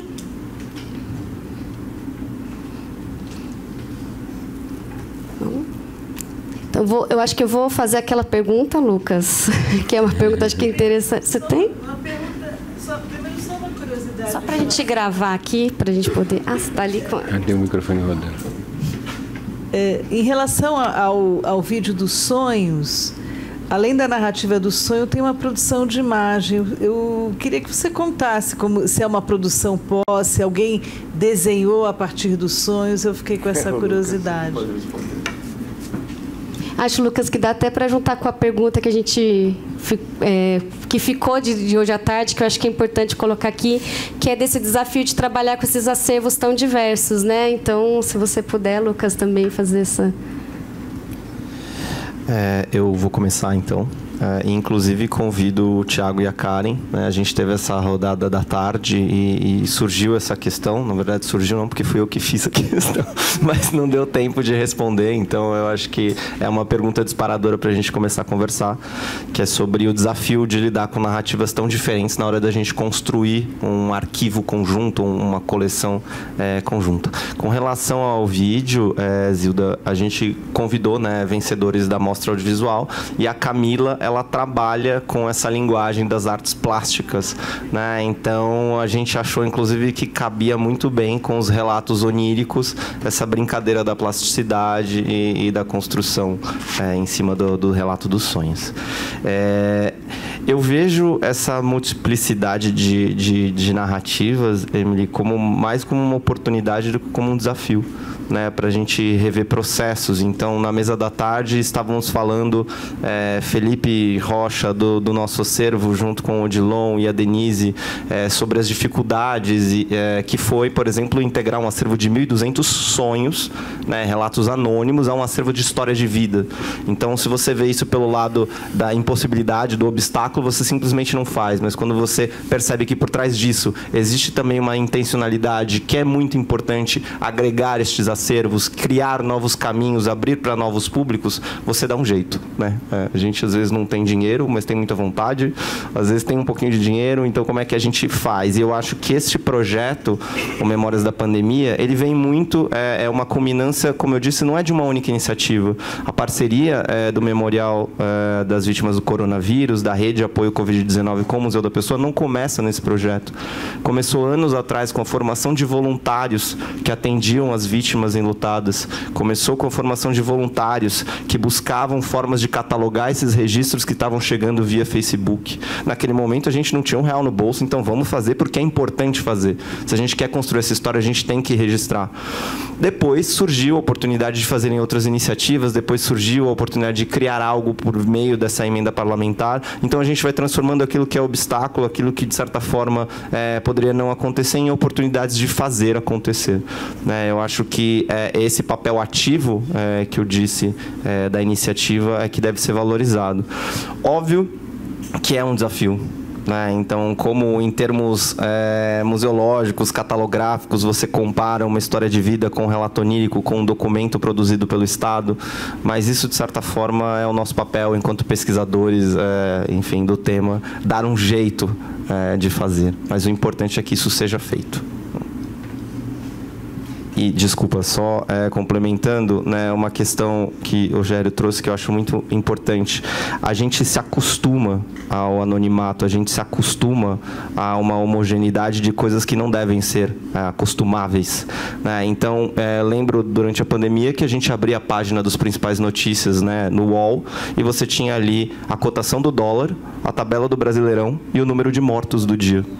E aí você falava, nossa, hoje morreram só 4.300, ontem foram 4.400. Como quem vê se vai fazer sol ou não no final de semana, né? E essas iniciativas, como a nossa, como a da rede, como de centenas de outras, vêm justamente mostrar que cada uma dessas pessoas tem um nome e tem uma história. E que, inclusive, existem muitas pessoas e uma rede gigantesca ligada a essas pessoas que também foram afetadas, né? Então, a gente poderia pensar a pandemia como uma grande bomba que caiu na realidade brasileira, mas eu acho que é mais interessante pensar a pandemia como uma tsunami, porque é algo que aconteceu em determinado momento e a gente falou, meu Deus, só que a gente está vendo essa onda levar coisas até agora e a gente não sabe necessariamente quando essa onda vai parar, quando a gente vai poder colher esses destroços todos e nos reconstruir. Por enquanto, a meu ver, a gente ainda está em cima de um galho vendo a água passar, né? Então, o quanto a gente pode fazer, o como a gente pode fazer, vai depender dos esforços e da capacidade de cada um, mas, novamente, acho que fazer é o mais importante nesse momento. Não deixar ser esquecido, como disseram o Rogério e o Paulo.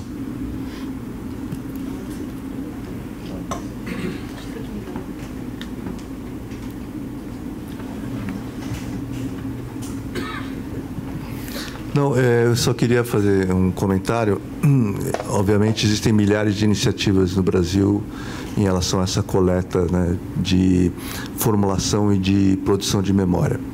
Uma das coisas, acho, importantes nos memoriais, eu acho que, né, tem 2 memoriais representados aqui, é uma coisa que eu sempre digo em relação a esses processos de dor aguda produzidos, endereçados à coletividade, né? Elas têm, obviamente, recortes distintos em cada um de nós, mas essas políticas de dor, elas são endereçadas a uma comunidade como um todo, né? Todas, a gente pode dizer, todas as brasileiras e brasileiros e tal, com níveis e formas de incidência muito diferentes entre nós.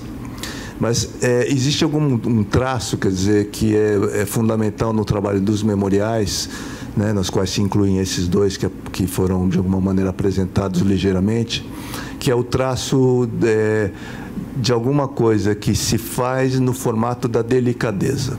Ou seja, diante da força bruta, a delicadeza aparece não como opositora, mas como alternativa à força bruta. E quando a gente pensa, né, e a gente verifica isso claramente, né, no papel que tem os memoriais, e a gente tem falado sobre isso nesses dias de lançamento, é que nós nunca podemos lembrar tudo e nunca podemos esquecer tudo. O trabalho da memória, então, é um trabalho que se executa como apenso, quer dizer, nós vamos plantando memórias uns nos outros, justamente porque ninguém consegue lembrar tudo e ninguém vai esquecer tudo. E esses apensos, vamos dizer, essas próteses que nós representamos entre nós mesmos, indicam justamente isso. Existe um museu da pessoa, existe uma união de familiares, né, e mortos da Covid, porque nós podemos deixar em apenso, nós podemos deixar guardado memórias que nós também não suportaríamos sustentar. Mas também podemos desejar lembrar quando quisermos, porque essas memórias estarão amparadas e guardadas em algum lugar. Essa é a dinâmica fundamental da memória em países que prezam pela memorialização. Os memoriais existem não para produzir uma memória perene e nem para inventar memórias. Os memoriais existem para guardar as memórias que nós, um dia e quando quisermos, poderemos voltar a lembrar. A dinâmica da lembrança e da memória, portanto, ela fica vertebrada por um trabalho coletivo, físico, concreto, de museus e de memoriais que fazem esse papel, esse jogo triádico, né, entre aquele que se foi, aquele que ficou e aquele que é o guardador das memórias. Os memoriais têm essa função, e é uma função extraordinariamente delicada. É por isso que as pessoas que trabalham com as delicadezas, não é, elas ficam com medo quando elas são assustadas e ameaçadas pela força bruta. Entretanto, um lenitivo em relação a isso é que a delicadeza, na verdade, ela é infência, ela é indiferente à força bruta. A delicadeza, ela se opera num regime que nada tem a ver com a força bruta. Por isso ela pode perfeitamente ser destruída completamente pela força bruta e ela pode germinar no seio da força bruta. E é isso que nós estamos fazendo aqui hoje. Nós estamos dizendo e comunicando a vocês tudo o que germinou e que esteve ao nosso alcance, né, de delicadeza quando a força bruta vigia no Brasil.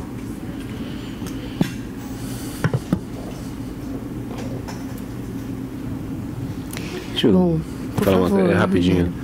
A gente fala em memória e às vezes a gente pensa assim, tem essas grandes memoriais que são possíveis e acho que são necessários, inclusive. Mas eu queria fazer uma pergunta para vocês. Na escola dos seus filhos deve ter, muitas vezes, morreu um professor, uma professora. Não tem uma sala, não tem uma placa, a gente raramente vê isso. E isso é um lugar de manter a memória. Não é que você, e aí as pessoas falam assim, mas aí você vai pegar o órfão e vai revitimizar. Não é isso. Mas é ter possibilidade de que esses órfãos, por exemplo, tenham direito à sua ancestralidade, por exemplo. E que em algum momento da vida, mesmo uma criança tenha ficado órfã com 1 ano de idade na pandemia, mas em algum momento da vida ele tem o direito de acessar que a sua morte não foi um acaso, que a sua morte não foi um meteoro que caiu, né? Não foi um acidente, não foi um tsunami no sentido geológico, né? ou meteorológico da palavra, enfim, mas foi um crime de Estado. E eu sempre lembro das crianças sequestradas e adotadas forçadamente na Argentina. E alguém falou, acho que é a Sami que falou de 1 milhão de pessoas na rua, fazendo a memória da ditadura, do fim da ditadura, né? Nesse caso comemorando o fim da ditadura, mas fazendo a memória, digamos assim, é permitido que as pessoas em qualquer tempo da sua vida procurem o exame de DNA para ver se identificar que eventualmente ele possa ter sido filho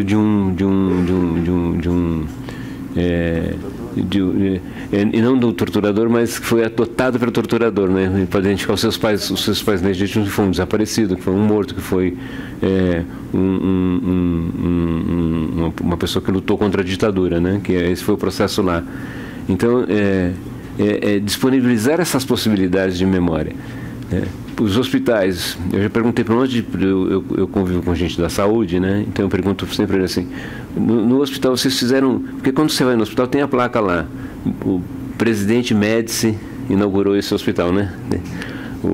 Eventualmente o Maluf, eventualmente o Suplicy, o Haddad, enfim, o Lula, mas assim, sempre tem a placa de uma autoridade mas não tem a placa dizendo que naquele hospital morreram tais e tais pessoas, etc, etc, que tem um lugar lá que possa, que o tema da pandemia possa ser recontado, enfim, de alguma maneira recolocado. Com esse espaço de delicadeza, né? E não chegar na criança e falar assim, você foi um crime de Estado, né? Não é essa cena, né? Mas essa possibilidade de que em algum tempo ela tenha lugares de acesso a essa memória, né? Quando eu penso em escola, por exemplo, assim, eu acho que a questão da pandemia, da memória, etc, etc, devia estar no Enem, devia estar nas políticas de saúde. Eu acho muito estranho a gente, com tanta facilidade, esquecer isso, que é mais um, né? Mais um crime de Estado, a ditadura, o genocídio indígena, a escravidão. Então, a gente vai acumulando esquecimentos ao longo da nossa história, e eu acho que assim, nessa oportunidade que eu estou aqui, que nós estamos aqui, começar a pensar também qual é o nosso papel nisso e não deixar essa memória esvanecer, né? Mesmo que seja tão difícil às vezes lembrar, mas eu acho que no tempo da delicadeza, no campo da delicadeza, sem perder a ternura jamais, a gente não só a memória dos sofrimentos, né? Mas como eu disse, a gente jogando fora a memória dos sofrimentos assim, de uma maneira de enfiar para baixo do tapete, a gente também joga para baixo do tapete as possibilidades todas que a gente criou nesse período, né? É isso. Muito obrigada. Queria fazer uma pergunta. Eu vou só pedir para ser bem objetiva, para a gente poder encaminhar, porque a gente ainda tem uma segunda parte, né? Uma segunda mesa. Tá bom. Eu queria falar que é difícil formular uma pergunta, porque eu acho que a gente está diante de uma revivescência assim, do passado, né? Quando a gente fala de história. E, para mim, tem algo de sagrado quando a gente mexe nisso. Eu não sei se vocês já sentiram isso, né? Mas quando a gente foi para Nova Zelândia visitar o Museu Maori, você tem que ficar 1 minuto de silêncio antes de ter acesso àquele acervo, né? Quando a gente foi no Museu da Bomba, em Hiroshima, você tem que ficar 1 minuto em silêncio também, né? E eu fico pensando, por que a gente conta histórias para as crianças à noite?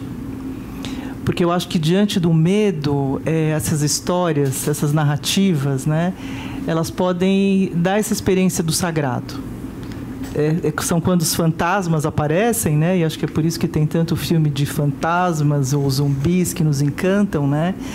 Esses lugares de terror da vida, eu acho que eles só podem ser suportáveis porque a gente consegue construir histórias, né? Para lidar na civilização com eles, né? Então eu acho que vocês estão construindo alguma coisa assim do sagrado. Não sei se vocês sentiram isso lá, né? Porque quando vocês contam, vocês se relembram, vocês mexem nisso, né?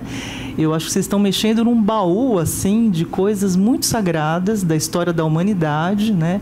Eu acho que é uma coisa muito essencial para a vida, para a gente se salvar dos horrores, né? Desde a criança que fica com medo, né? do que vai ser o amanhã, do que a morte, né? Acho que não dá para falar disso que a gente está falando sem falar da morte, né?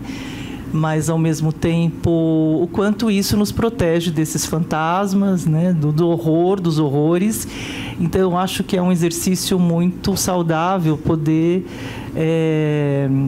guardar essas memórias, né? E quanto isso nos protege do enlouquecimento, né? Da própria condição de zumbis, né? De ficar vagando como mortos-vivos, né?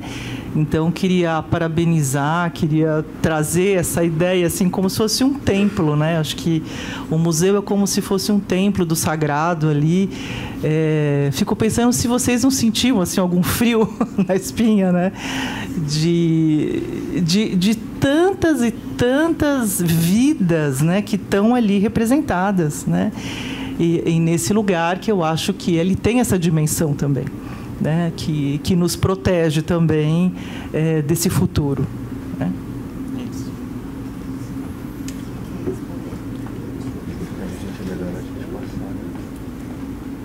Bom, gente, eu vou agradecer então ao Paulo Endo, ao Lucas Lara e ao Rogério Giannini pela presença. Agradecer a presença de vocês, dizer que a gente vai fazer um rapidíssimo intervalo só para ajeitar aqui e a gente vai vir para essa segunda parte desse encontro, dessa mesa, que é o lançamento das coleções temáticas. Então, a gente vai fazer um intervalo muito rapidinho, 5 minutinhos, e a gente retorna, tá bom? Obrigada a todos e todas.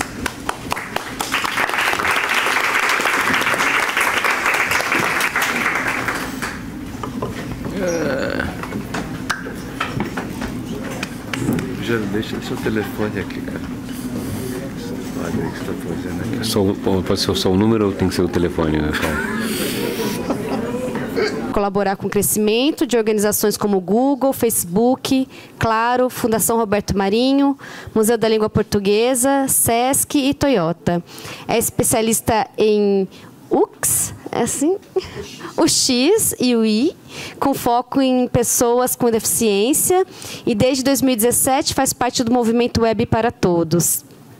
A Caroline Mortágua é psicanalista, membro do Fórum do Campo Lacaniano de São Paulo, especialista em psicologia clínica pela PUC de São Paulo e psicóloga pela Universidade Presbiteriana Mackenzie. Agradecer a presença de vocês e convidar o Lucas, que vai fazer a mediação dessa conversa.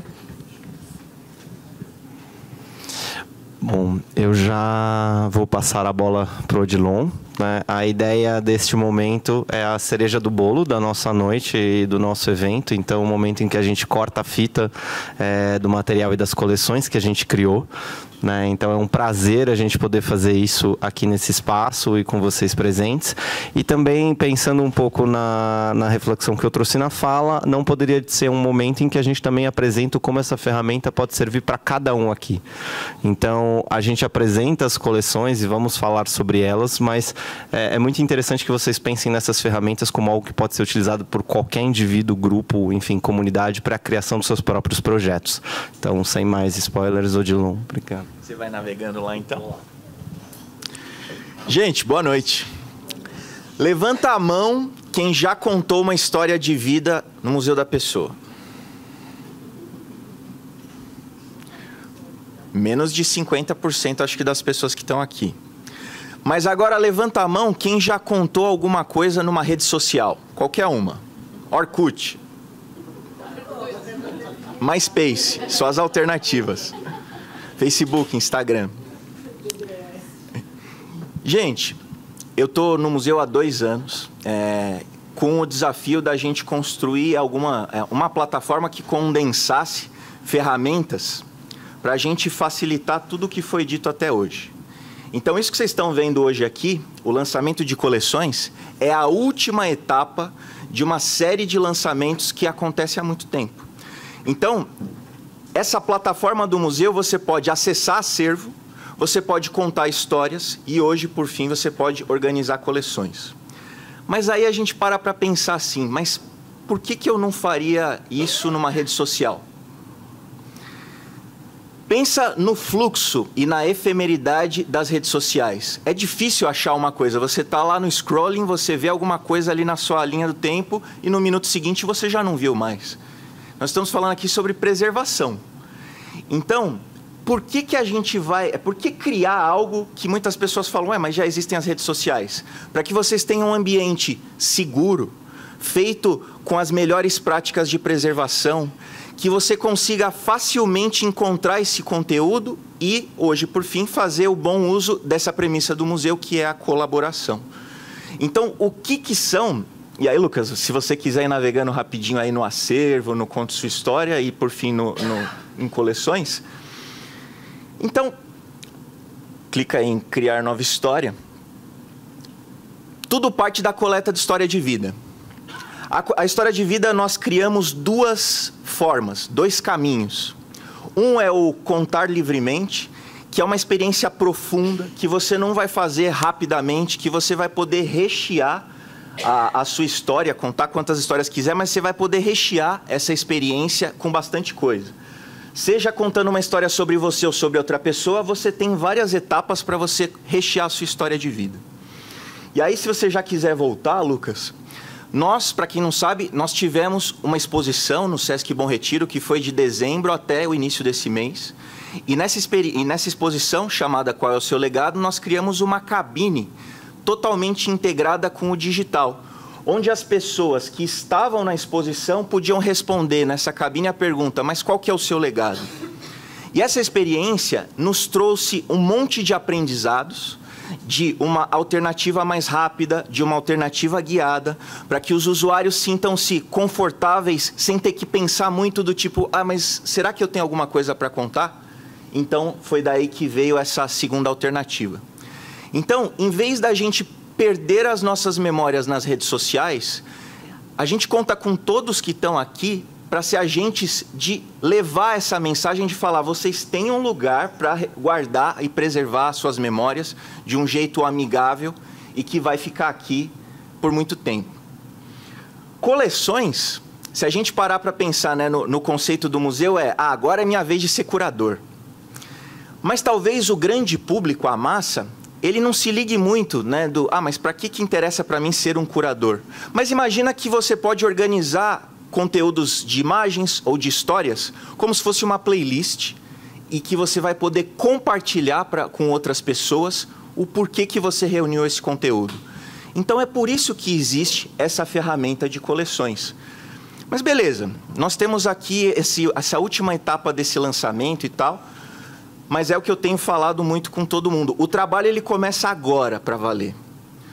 Porque agora que a gente tem desenvolvido essa mentalidade de produtos digitais. Então, não é que essas ferramentas, eu nem gosto desse nome ferramenta, não é que esse conjunto de experiências ele está abandonado e ele vai ser esquecido. A gente agora está muito próximo do público que vai usar isso, e é por isso que são produtos digitais, porque eles não têm fim. Eles foram lançados agora, mas eles vão ser incrementados segundo o uso daquelas pessoas que interessam, que são a massa, que são os usuários da internet. São experiências que podem ser usadas corporativamente ou em organizações de educação, organizações de terceiro setor, mas principalmente por cada um de nós, seres humanos. Então, para fechar, quais são os desafios que a gente tem a partir de agora?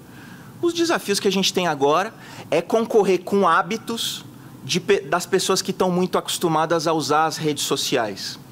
De big techs que recebem bilhões de dólares em investimento e estão acostumadas a um tipo de uso que a gente vem com essas experiências para desafiar esse status quo. Então, acho que é por aí.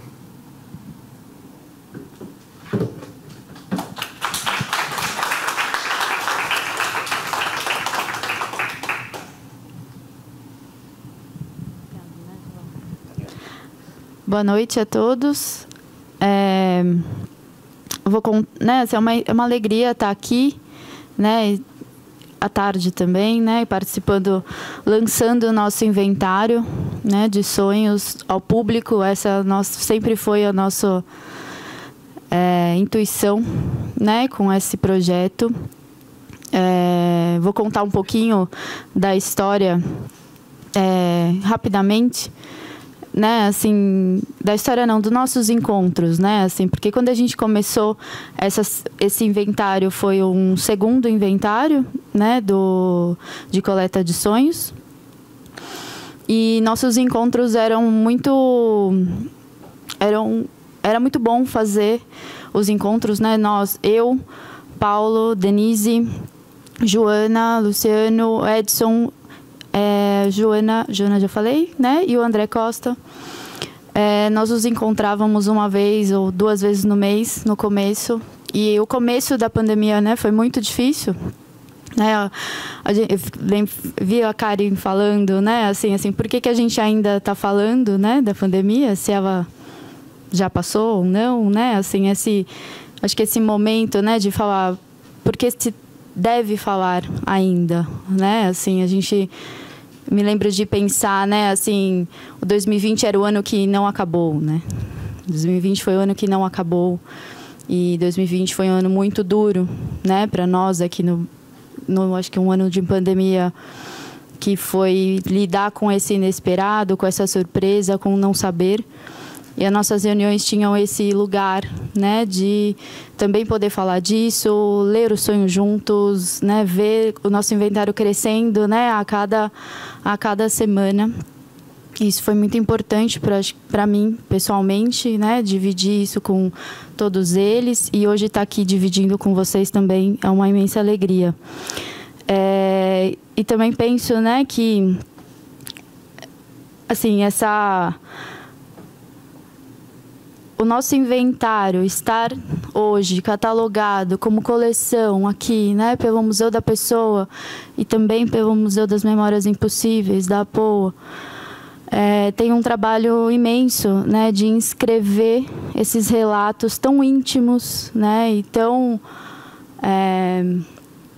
íntimos mesmo, né, num social, né, que diz de um momento político muito cruel, né, muito como foi citado, né, assim, um crime de Estado foi usado, né, como um vírus que foi usado para ficar, né, para disseminar mesmo a nossa população, parte dela, né.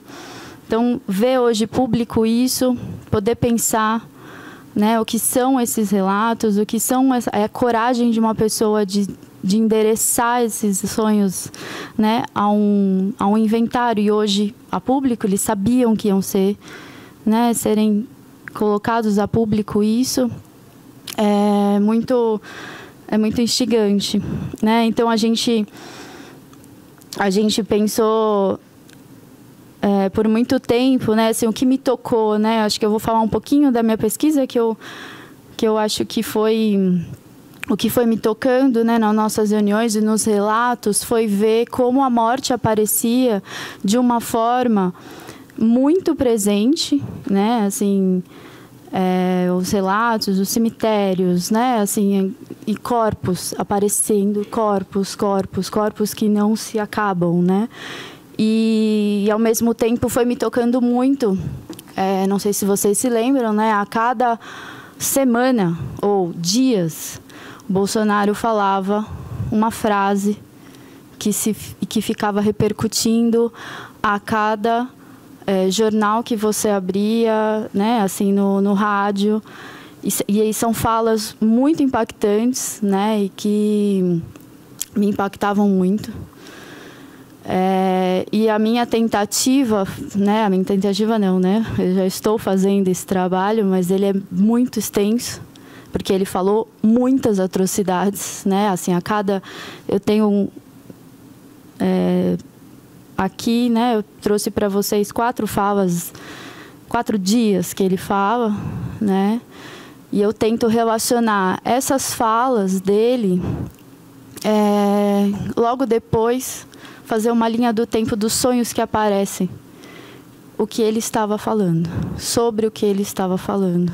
2 temas aparecem, que é a mudança na contagem dos mortos.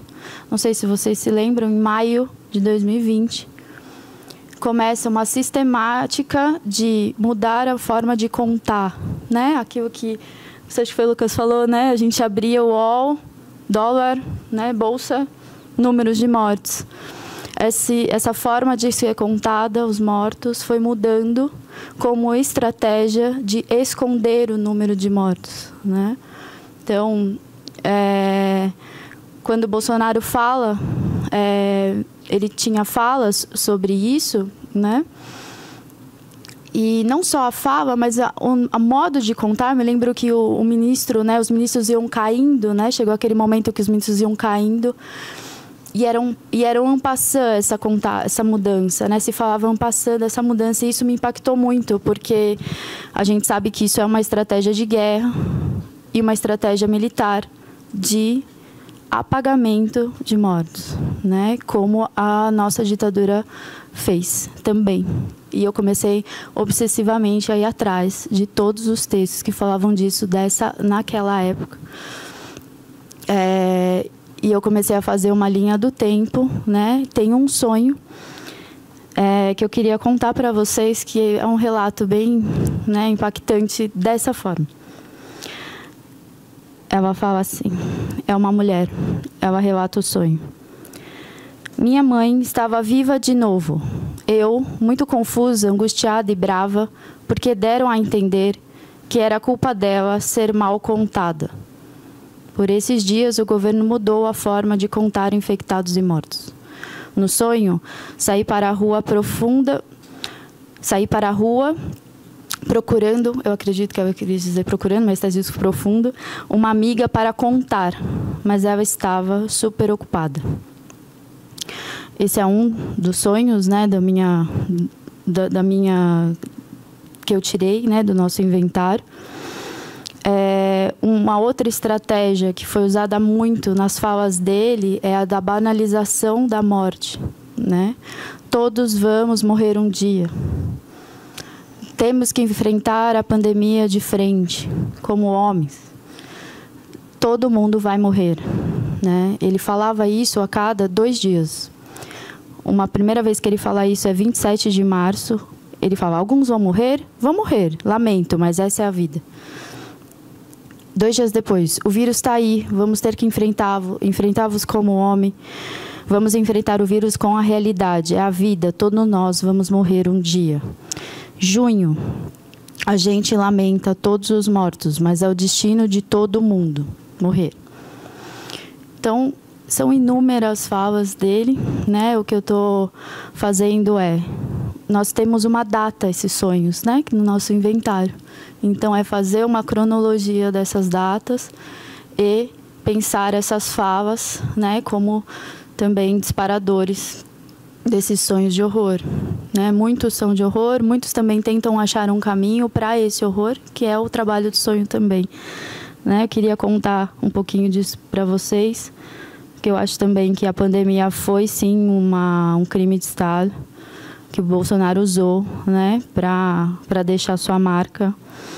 E que agora, né, a gente pode aqui deixar os relatos dos sonhos, né, público, para cada um poder ler e ver, né, assim como tem muitos sonhos mostrando esse momento histórico, também tem os que mostram caminhos, o que mostram o que pensam o futuro, né? O Museu da Pessoa mesmo fez uma coleção que não é essa aqui, tem um projeto que eles lançaram em 2021, né, Lucas? 2021. Eu adoro esse projeto, eu acho lindo. Os sonhos que nós enviamos, a ideia, eu me lembro quando o Lucas pediu, ou a Karen, não me lembro quem foi, dos dois, que era para pensar, né, assim, um amanhecer, uma noite, uma madrugada e um amanhecer, né, como se fosse a pandemia passando, né, e a gente selecionar sonhos que representavam esse momento.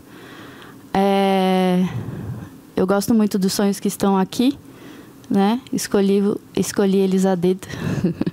Acho muito bonito, eu acho muito bonito esse projeto também, além da coleção, que é um trabalho imenso, né?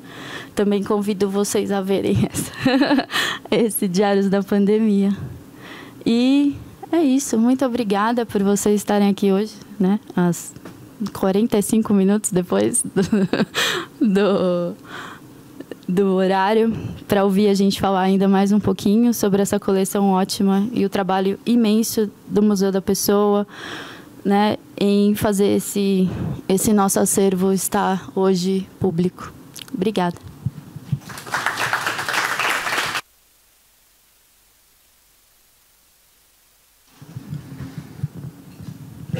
E é isso, gente. Eu só queria mais uma vez agradecer a presença de todos, agradecer ao Sesc CPF, a Emily e a toda a equipe que nos receberam mais uma vez, né? Agradecer a todos os parceiros e dizer que agora essas coleções estão lançadas. Então vocês podem ir para casa, aqueles que não estiverem cansados, e já podem acessar essas histórias, milhares de histórias que estão disponíveis pelo celular de vocês. Exato. Podem criar coleções com as suas favoritas em meio a essas milhares de histórias, podem contar suas histórias para que elas também entrem nesse acervo. Fiquem à vontade para usar este museu da forma e mandar feedbacks para o Odilon, caso vocês encontrem algum bug. Tá bom? Muito obrigado, gente. Boa noite.